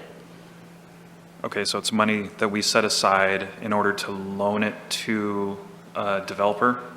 To the property owner, say Okay. whatever it is, Acme, a door and windows, and they're going into Spalding. Okay, that's great, thank you. And then I'm also seeing the total project cost there is $18.5 million. And that's a lot of money. It is. So I'm seeing the majority of that's coming from Bancroft Fund, which is essentially us taking general fund dollars and putting them in the Bancroft Fund. Is that right? Again, it's a leveraging of those private dollars. Jason might want to come up and talk to you a little more about that, what that $18 million represents. Okay. There's a lot of deficiencies associated with Spalding that's going to require, I think, a number of financial tools in order to make that shovel ready. Yeah, and part of that $18 million is water, sewer, and transportation and stormwater improvements that'll show up in other capital projects. There's a sewer one for several $1 million. There's a large need for water improvements out there that are going to be a challenge, in addition to transportation. So that's part of the larger, that 18 million is the whole project. It won't all hit this project. Okay, thank you. And then just kind of like, I guess this is probably more for Aaron, but as far as how we prioritize this, because I've been thinking about this, and the Spalding project it's a big project, and it's going to bring in new development, it's going to bring in new businesses, and we still don't have places for these new employees to live. We still have a housing crisis. So for me, putting Spalding as a priority before we've made huge strides to address the housing issue doesn't totally make sense. So I don't know how council decides how to prioritize that, but in my mind, it seems like we need to be putting our focus on housing first and then this. So the way this is set up right now, that's exactly what's happening. if council, and at one time, a couple of years ago, council talked about making Spalding a priority, you would see much different numbers here. You would see, say, Urban Renewal Agency at 18% of that $18 million. You would see a number of other programs that would be funding that. So right now, what this is truly developer-driven incentives and assistance. This isn't the city going in and putting in all the infrastructure, making it shovel-ready, creating a reimbursement district, and then when people come in, have to pay the reimbursement district along with the property and that kind of thing. That would be putting, I would say, from a policy perspective, Spalding as a #1 priority. That would be our level of commitment. We can make it happen, and then we could do a reimbursement district. This is not what this represents. This represents more of a passive opportunity for us to help be a partner in leveraging public resource in private dollars. And the way the city council interacts with that is through strategic planning, where we put up our dots and priorities, and housing was a higher priority than this. And that's where council interacts and determines those priorities. Other questions on this one? All right. Any new topics? Well, we did a pretty good job of staying on track there. I think we spent an hour and 7 minutes, so.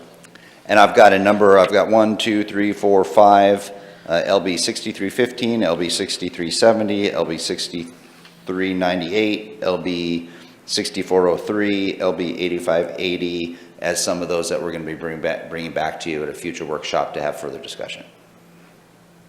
Sounds good, and I think quite a few of the things we've talked about today have to do with parks. So again, with that parks master plan discussion, will give us another opportunity to review these things. Excellent. Thank you, Mayor and Council. I have a quick question before we move on to our next topic. I have this thick stack of development code papers here.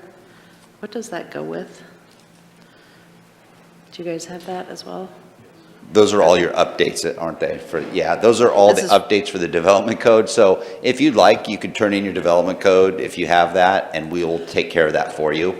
But if you want to do it yourself, there they are. Gotcha. That's just new information for our packets. Just updating, yes. Okay. Thank you. Next up, Downtown Welcome Center.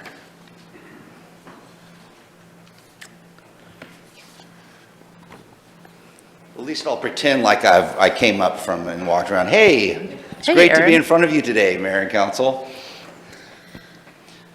I'm here today to talk to you about the Welcome Center, 6th and G Street. So subject and summary, as you may recall, there's been a reduction in services regarding the Downtown Welcome Center. And we're at a point where I need to provide notice and/or alternatives, meaning provide notice to the staff that's currently working there that we will be shutting down as of July 1. And that's the current direction of council. So in order to maintain the financial parameters, which is reduce the impact on the general fund and maintain the $1.79 public safety levy, council reviewed and strategically modified the general fund level of services. One of those that they modified was the downtown services, specifically 6th and G Street. Welcome Center was removed from the budget, representing $65,000. With that level of change service, as we discussed in those workshops, that means the downtown Welcome Center on 6th and G will close. That means it'll be closing July 1st.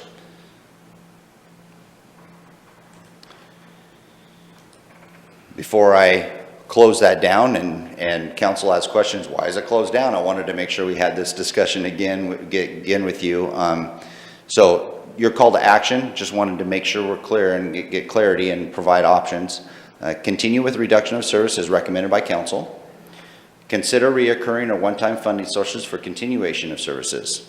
This is an opportunity where if you'd like us to continue the downtown Welcome Center on 6th and G Street, we can do so. We have had conversations with the Chamber of Commerce if they would be interested in taking lead on that. And they said, well, if the city puts out an RFP, then we may want to respond. We could potentially respond to that. We had some we did inquire in the past about the new DMO and if they would be interested.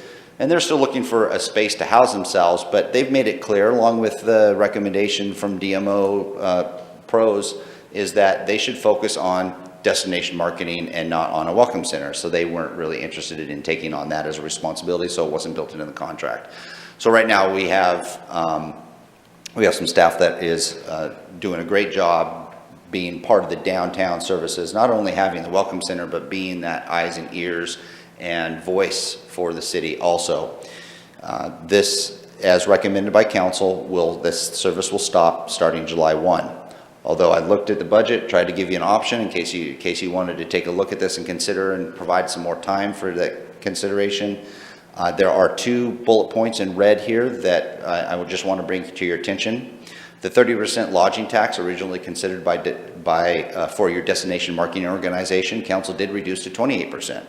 That leaves 2% that could be utilized for the welcome center and is an allowable cost.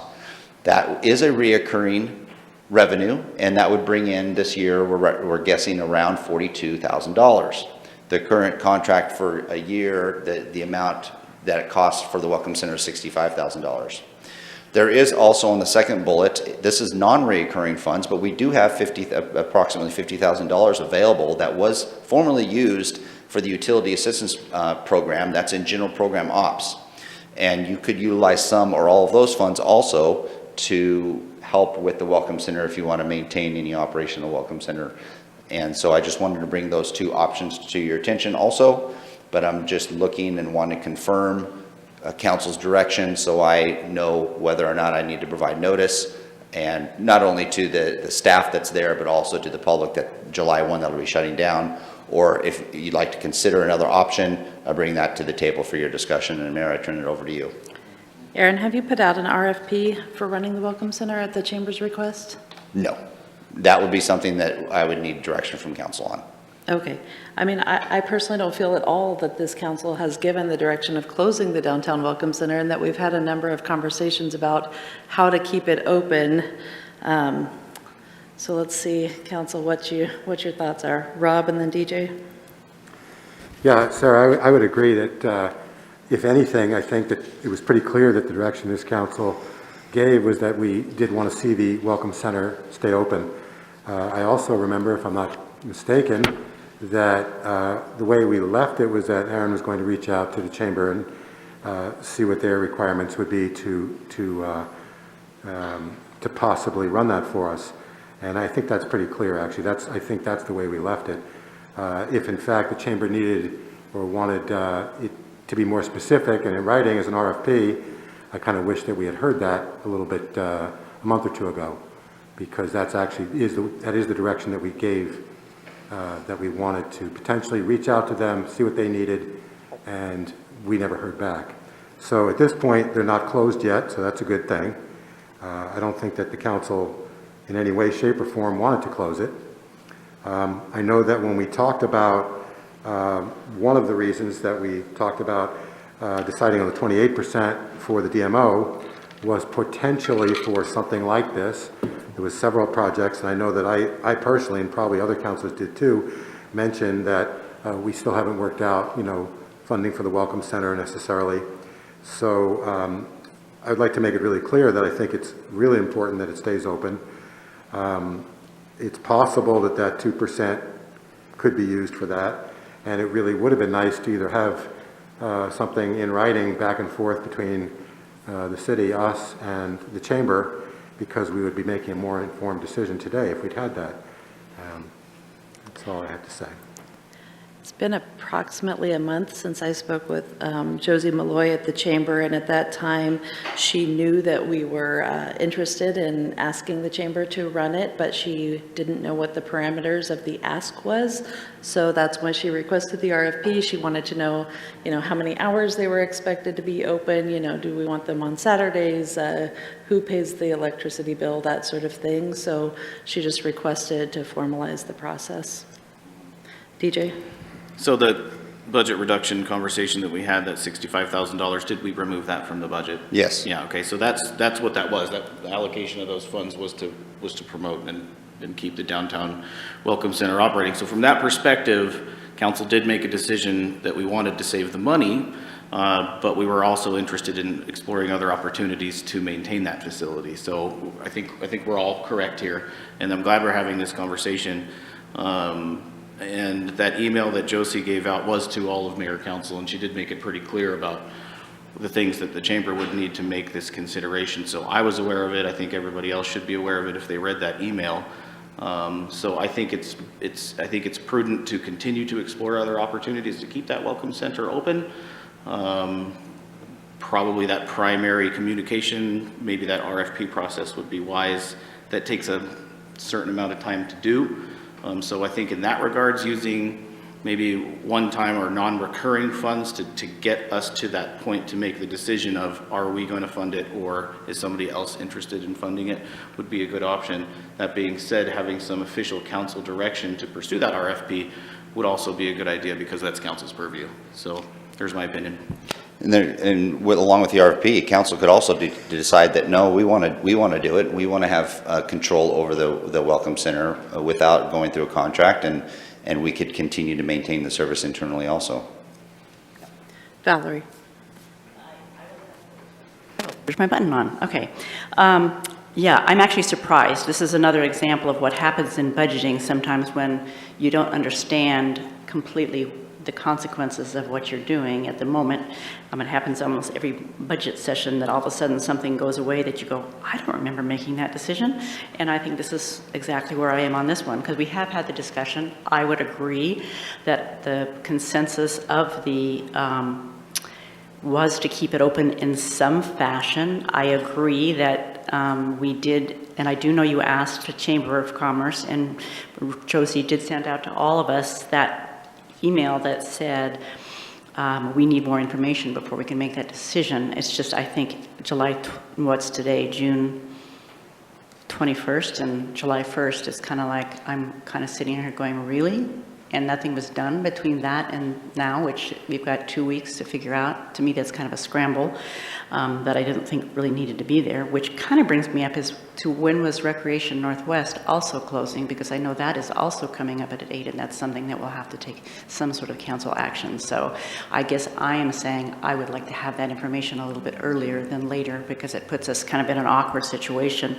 I do know that the DMO talked about, and it's, they do believe, as you've said, that they've been given that 28% for marketing, and they need to do that. And they haven't at this point, because in the process of getting the executive director, so they're non-committal in terms of, knowing that that's what they need to do, and they don't want to be responsible for that with the amount of money that they've been given, because they know that would distract from the person's job. I would be interested in knowing right now how much Kate is paid to keep that open. So how much is the city paying right now? $65,000 a year to maintain the hours of operation that we have. So that is for the hours. That has nothing to do with the actual building itself and the maintenance or anything else. That comes completely under a different. Because one of the things, and I've actually been down to the Welcome Center and talked with Kate. And I know that there's some great ideas out there about how that could be managed differently. I think that's one of the things that the audit brought forward, that, it needed to be done differently. So once again, I'm a little disappointed that this discussion came in 2 weeks before the date to close it, but that has been on the docket for, from the beginning of when that PAVE audit came through, is that there should be a discussion exactly how. So I think it's really imperative right now that we keep it open and get together with Kate, who's down there, who has some wonderful ideas of what can happen in the future. Because I think in her talking with the downtown, I think it's just an assumed, I don't think anybody had any idea that the door was closing on July 1st. And we get together with the chamber and have a discussion about where to go. But I think it's imperative right now that we keep it open and find that money, whether it's through the 2% or whatever. So it needs to happen right away. Vanessa? I'll echo Councillor Lovelace's disappointment. This is definitely something that should have been brought forward much earlier than today. And the conversation back on March 1st during our levels of service discussion, the line item was modified from the downtown services to the restructuring of the Welcome Center. And this was at a consensus that the councillors wanted it paid for not through the general fund, but through tourism dollars. So I'll come out and say that I think the utility assistance program suggestion is inappropriate for this, but we may have identified some funding from the last presentation that we just had. We had some miscellaneous lodging tax fund for $37,000, and then also LB 6370 for Dollar Mountain does hold $318,000 of lodging taxes. So I think there's some funds sitting there that we can possibly use until we figure out if we want to go through an RFP and we do want to move forward with that restructuring or what that might look like.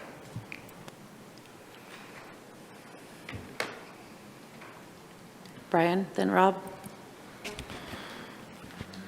Yeah, when I reviewed the presentation Friday, I was under the assumption that the Welcome Center discussion was going to be about the facility and the building itself and potential upgrades. So I was, maybe I misunderstood what this discussion was going to be today. And I do hope that discussion happens soon as well. But as it pertains to this conversation, we certainly don't want to close it, and that's clear.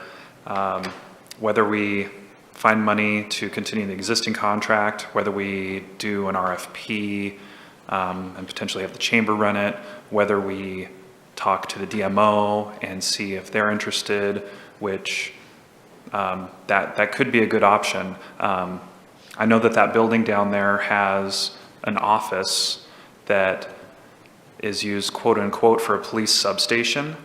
From what I've gathered, it's maybe not critical and perhaps not highly utilized as a police substation. So I do see potential for maybe repurposing that office for the DMO executive director to use. Maybe we could offer that to them, and in exchange, maybe they would be willing to do matching funds for the front desk person that could staff the Welcome Center, and then when it's slow, they could work on DMO stuff.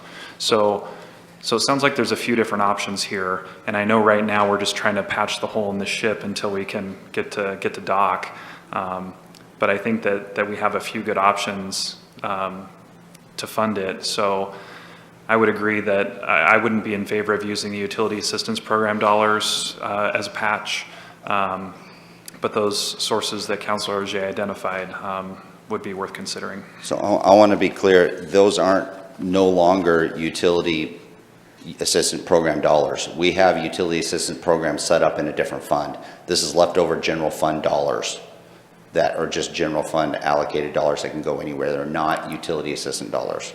That's just where they're housed right now. But we have a utility assistant program already in place, and it's through the individual enterprise funds.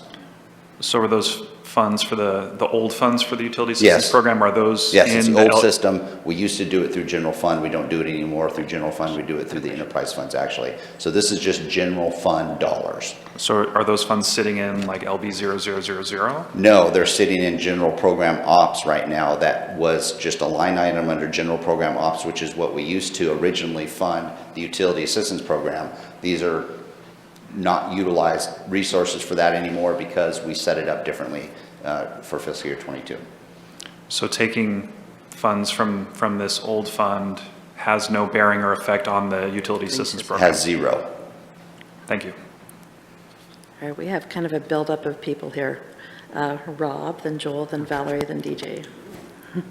So Valerie asked, I guess, how much Kate is paid, and Aaron, you answered it costs $65,000 to keep the Welcome Center open, but that wasn't necessary. Is that the answer to her question, or? So she's, the services there are done through a temp agency, and so we pay a temp agency directly, and we can continue to do that service. If you'd like the hourly rate of the temp agency, I would need to look into that. I don't have the hourly rate. Well, I don't necessarily need the hourly rate, but it's, I guess if it costs $65,000 to keep the Welcome Center open, I'm just wondering how much of that is personnel? It's all personnel. It's pretty much all personnel. $65,000 is represented in the personnel for that. Thank you. With a chunk of that going to temp agency overhead, apparently. Yeah, because it's through a temp agency, and whether or not if council wanted to do this and take this in-house, which we totally could do, and which we are doing right now, we can assess in the future whether or not we'd want to still continue to do it that way or not. Joel's up next. Well, you know, it seems like a real simple thing to me. We don't need to beat each other up. There's an implementation, things take time. Let's give it, fund it for the next year out of tourism dollars, and we're good. In the meantime, we'll explore the council direction with the Chamber of Commerce, and it's not a big deal. Let's move ahead. Valerie? I guess my question was tourism-related, the funds that we currently get for that we give to the parks or to the tourism-related facilities. Mm-hmm. Could those funds be used as opposed to the, is that the tourism-related money that we could use as opposed to the promotional part? I mean. So my understanding is, and I'm not sure if Mindy is versed in it, but my understanding is the tourism dollars that we've appropriated are all already appropriated, except for say, for instance, this extra 2%. We could potentially utilize some of your travel and tourism dollars and reallocate those to this instead of the 2%, but I need to look at what impact that would have on something else that you've allocated it to. So we need to have a list of all of that and have that spreadsheet up there again and have that discussion. Okay, because I do know there's 168,000 of it in this 22 just towards parks. There's, I think, 100,000 towards Dollar Mountain. Yeah, so you could potentially change some of that, but it would have an impact on some other program. Right, and there's also 200,000 that was directly put into the Welcome Center building. So there was 200,000 in 22 that was placed out of those tourism-related facilities into the Welcome Center. So again, the two suggestions that I have in front of you here are two suggestions that I was trying to provide to you that doesn't have any negative impact on any of the other allocated resources. But you can look at changing those other ones if you'd like. Okay. DJ, then Sure. Rick, then Brian. Sure, just going to shoulder also kind of what Joel mentioned. It's time to kind of move forward on this issue. I've kind of detected sort of a little blame going here. Aaron, I don't blame you at all for this decision. This is a repercussion of a council policy decision to defund a welcome center. And I actually commend you for bringing this up, because that was the impact of that decision would be to close down, because we as a council have not found another way to fund the welcome center. And in fact, he reached out to the mayor and I and asked, would you like to shut it down because you guys as a council decided to, or would you like to bring it up? And Sarah and I very quickly came to the conclusion that this is deserving of a council discussion. So I'm not surprised by this. I'm not surprised by this, not one bit, because the information has been available to us all. And here we are. We need to make a decision. We need to make a good decision. I think it's pretty well understood that everybody on this body wants to keep that welcome center open. So let's move in that direction. No surprises. Thanks, Aaron. Rick? So I'm in favor of keeping the Welcome Center open as well. But one question I do have as we transition, the agreement with the temp agency, is that week by week or month by month where we can terminate the contract if we have another solution? Yeah, we can. Okay, thank you. Brian? Oh, I was just going to follow up with Valerie's point a little bit on the tourism-related facilities funding. That funding is explicitly for brick and mortar facilities. It's not for operations. So I don't know if that was clear in the response.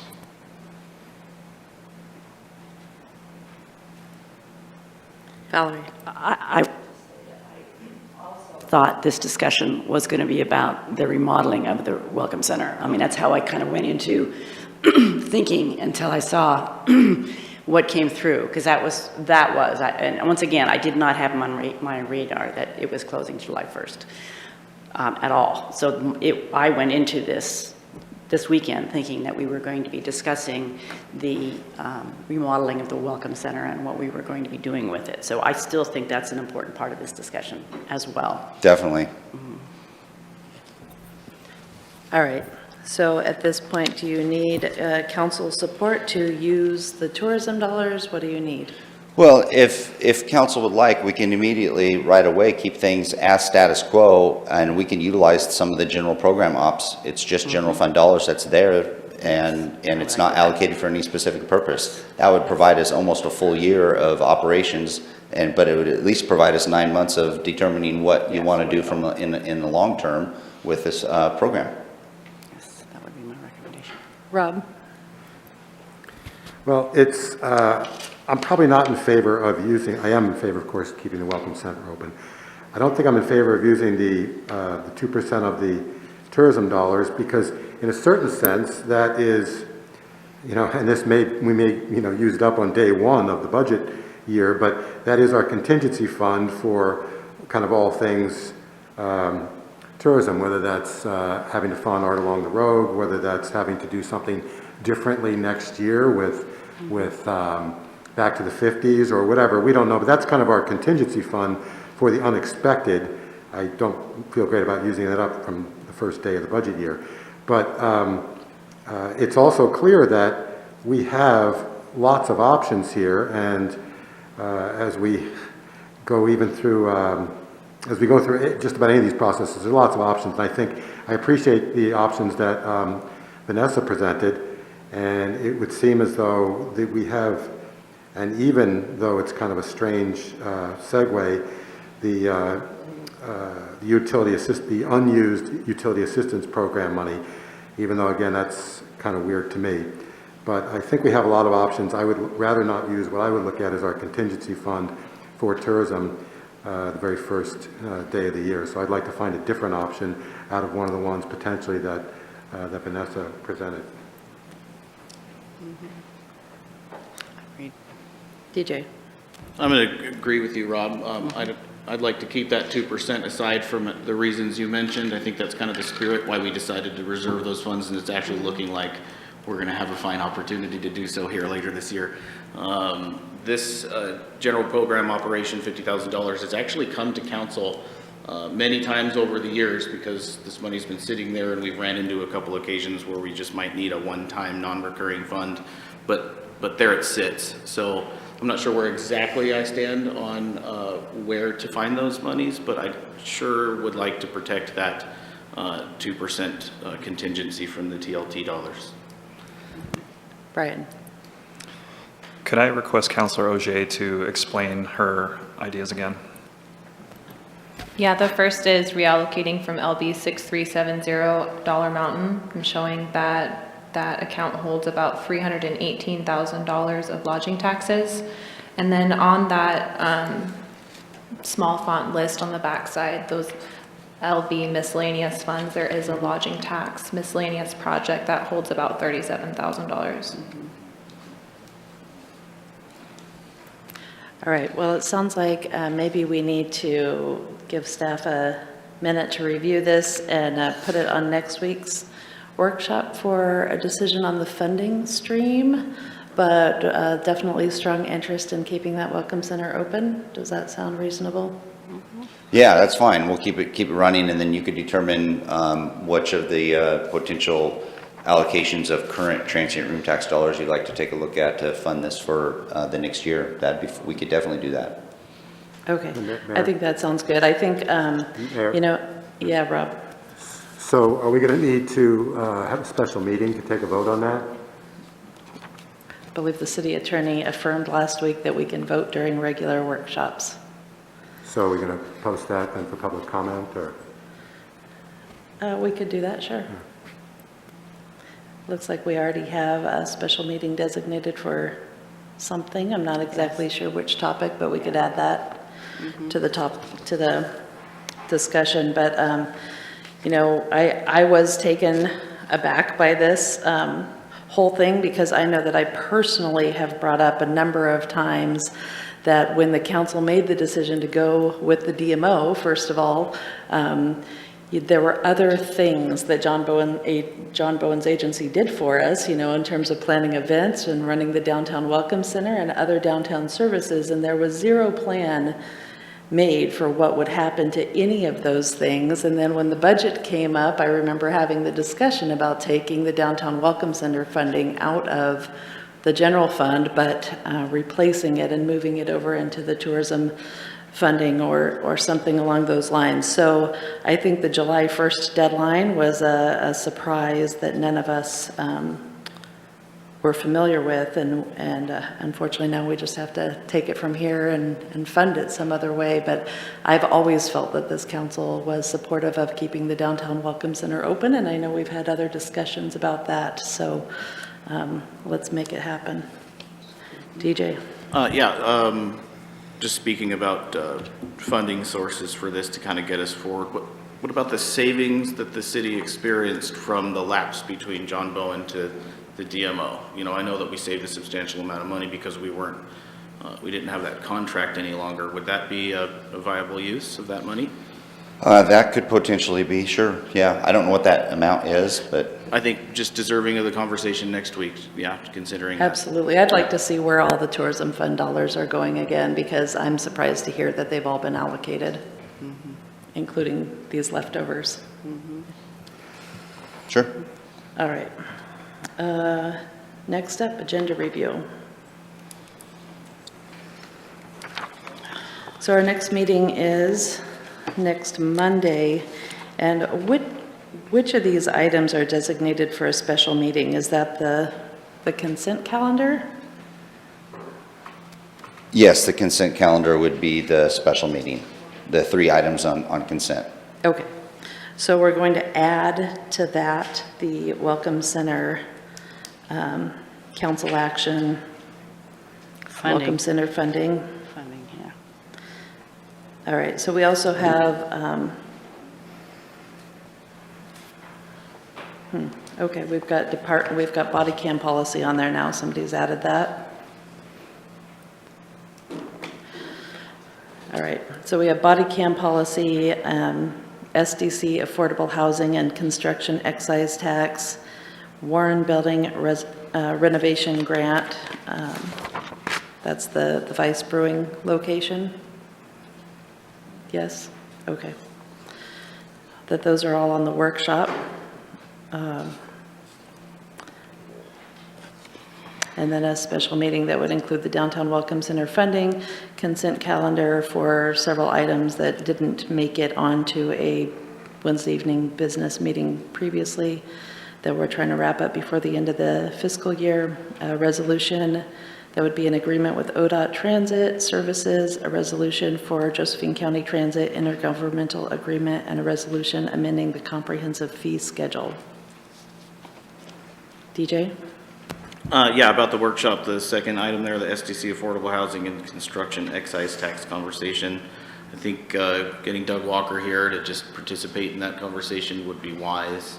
It's a very deep topic that I'm probably going to want, at this point, not having had the conversation, the Housing Advisory Committee to have these specifically on an agenda so we know their position.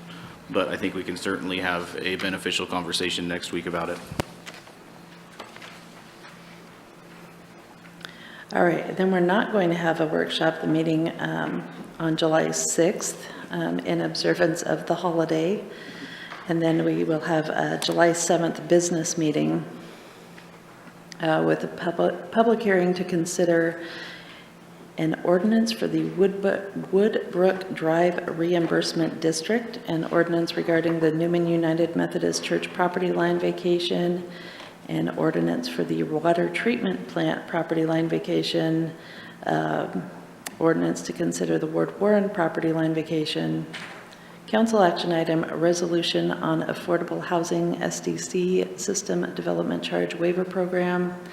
Consent calendar has, we're going to take that off, or at least do a presentation on Riverside Park Historic Landmark, a resolution appointing certifying officer for HUD projects, and a resolution authorizing annual municipal auditor services. Do you think the appointment to the CEDC is, it says it's moving to be determined, so that's off the meeting? Okay, yeah, I definitely want the Riverside Historic Landmark to be, that needs to be council action in case anyone wants to speak on that. All right, anything else going forward? Brian? Yeah, so given that we didn't have a discussion about the Welcome Center facility itself today, I would advocate for that being put on a future agenda, as that's something that I think council wanted to discuss. And I'm seeing that the July 26th workshop is kind of all things downtown. However, that agenda is already pretty full. So I'm not sure what the downtown plan status report by Jim Love is, but there may be an opportunity to move that to a earlier meeting. Say July 19th looks pretty light. July 12th looks pretty light. And then that would give us that status report earlier, and then we could put the Welcome Center on the 26th with those other more facility type items.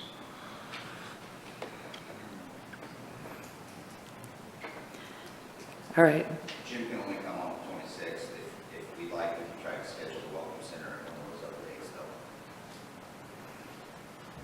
though. Okay, do you happen to know, Aaron, whether any of those other plans on the 26th would kind of touch on the Welcome Center, and then we could follow up with a more deep dive on the Welcome Center if needed, or?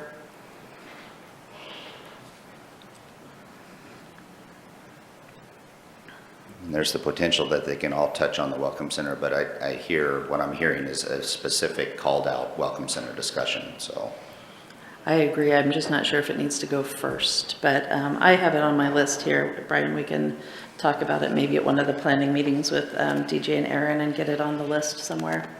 Sure, yeah, we'll certainly talk about that. My initial thought when bringing that up was the Welcome Center discussion that we've just put on the 28th. I think it would be prudent to know what the future of that Welcome Center looks like, who's going to be management, what kind of needs they might need, et cetera, before we go too far down the road about the renovation aspect of it, but deserving of conversation nonetheless. I agree. I guess I'm kind of interested to see how it fits into the overall G Street urban, downtown plan before we talk too much about siting details and things like that. Other topics or questions? Joel? Well, I'm not sure this is ripe for discussion yet, but if we want to do something before the winter, we need at some point in time to talk about the urban campground and the warming center. And we need staff work done ahead of time, and also some interaction with partners. And so at some point in time, we need to have a target and a timeline for that to occur in a timely manner. And the council can't wait till September and then say, oh, we forgot it, and then we beat each other up. So let's don't do that. Let's go ahead and do the staff work ahead of time and address it in a good manner. Agreed. Thank you. Vanessa? Yeah, I have two topics. On the 23rd of this month, the City of Talent is holding an emergency preparedness town hall. And I'd like to see the City of Grants Pass duplicate those efforts and kind of just take the memo that we got on the information on emergency alert systems and evacuations for Josephine County and turn that into some type of town hall event so that folks can come and participate and learn how they can be prepared for an emergency and how to sign up for those alerts. That's the first portion of my request, and the second portion is I'm also witnessing our southern neighbors act really aggressively on creating evacuation plans and routes and interactive maps online for citizens to participate in.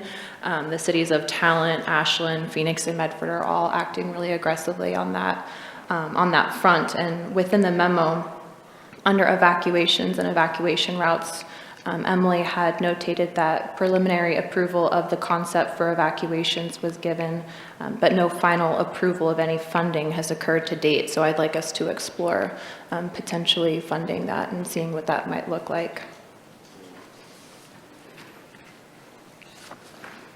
Okay.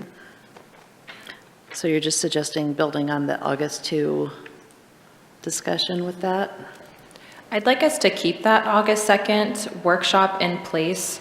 Do you mean for that second portion of the request or for the first? Yeah, okay. the second. Yes.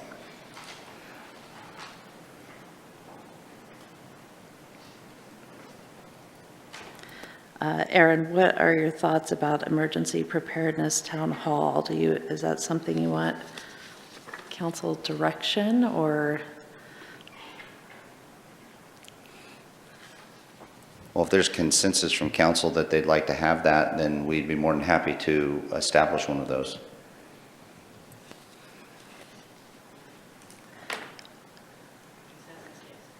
Do we, okay, let's. Yeah, I would agree with Vanessa. I mean, I know I brought it up last time, and we did get the memo, but, you know, I get the Medford Tribune, and I've seen all that they have done, and I just know that we have a lot of worried people. So I would like to see us do something as well. Okay, we have 2 votes in favor. Council, how do the rest of you feel? I'm seeing DJ and Brian raise hands. We've got Rob. So I know in years past, we've, in various different, I shouldn't say venues, because it's always been in this room, but we've gotten that presentation many times. I mean, we've gotten presentation in front of downtown merchants, and there's been several other times when that presentation's been given. And I think there might be a lot more interest this year because of what happened last year, but I'm just wondering, is it appropriate to have that as part of a council workshop rather than a separate meeting? But if it's, you know, part of the workshop, we get to learn about it. It's obviously televised, and people can refer back and they can look to the video afterwards, because there's always a lot of valuable information in those given, but attendance might not be great, but it'd be great to be able to refer back to the video and direct people to it at a future date. Aaron, our chief, do you know, like, has anything like this been done in the past? Is there any work already in progress to do this at some point? We have not established any work to do a town hall type of meeting like this. Like Councilor Pell said, we could definitely do it in a workshop format. We could do a town hall. Normally we do town halls usually in the evenings, like at 6 o'clock or something, assuming that people work 8 to 5 or something along those lines. And so hopefully you're hitting more people in the evening. We could even do one at the workshop and then have one the same day or something in the evening, or we can film the one in the evening so it can be also referred and posted. So there's a lot of different options depending on where council would like to go.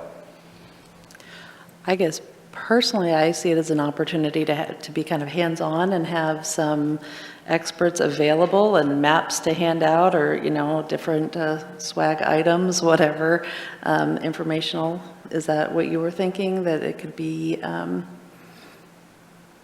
maybe part presentation and part science fair sort of setup?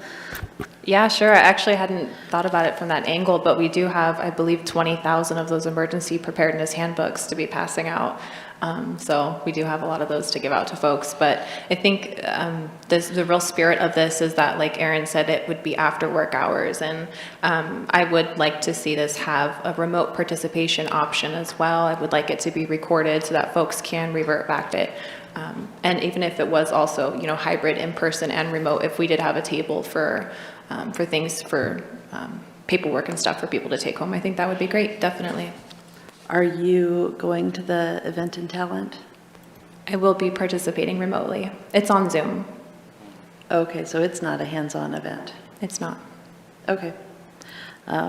Okay. Well, it sounds like a good project that council's interested in, and we don't have to do it tomorrow, so we can wait and see what Talent does and then build on it from there. But I think we probably have some fire and police staff who might be able to dig into that project a little bit with some good ideas. Brian? Yeah, I'm just wondering if there's an opportunity for us to partner with the county on this in any way, since we're trying to be good partners with them. Could be. Our whole emergency management is a partnership with the county because we contract with them for those services. So what they would touch on also is, because the emergency management, it's within our borders, but it's also outside our borders, so that'd be touched on also. We could explore the Board of Commissioners' interest in doing a joint town hall or something along those lines, and that could be something that maybe the mayor or council president bring up at one of the upcoming Board of Commissioner meetings. Okay, good ideas. Rob? So, Aaron, what is the, do you remember what's the woman's name who's done those presentations before? And I thought that she was a county employee.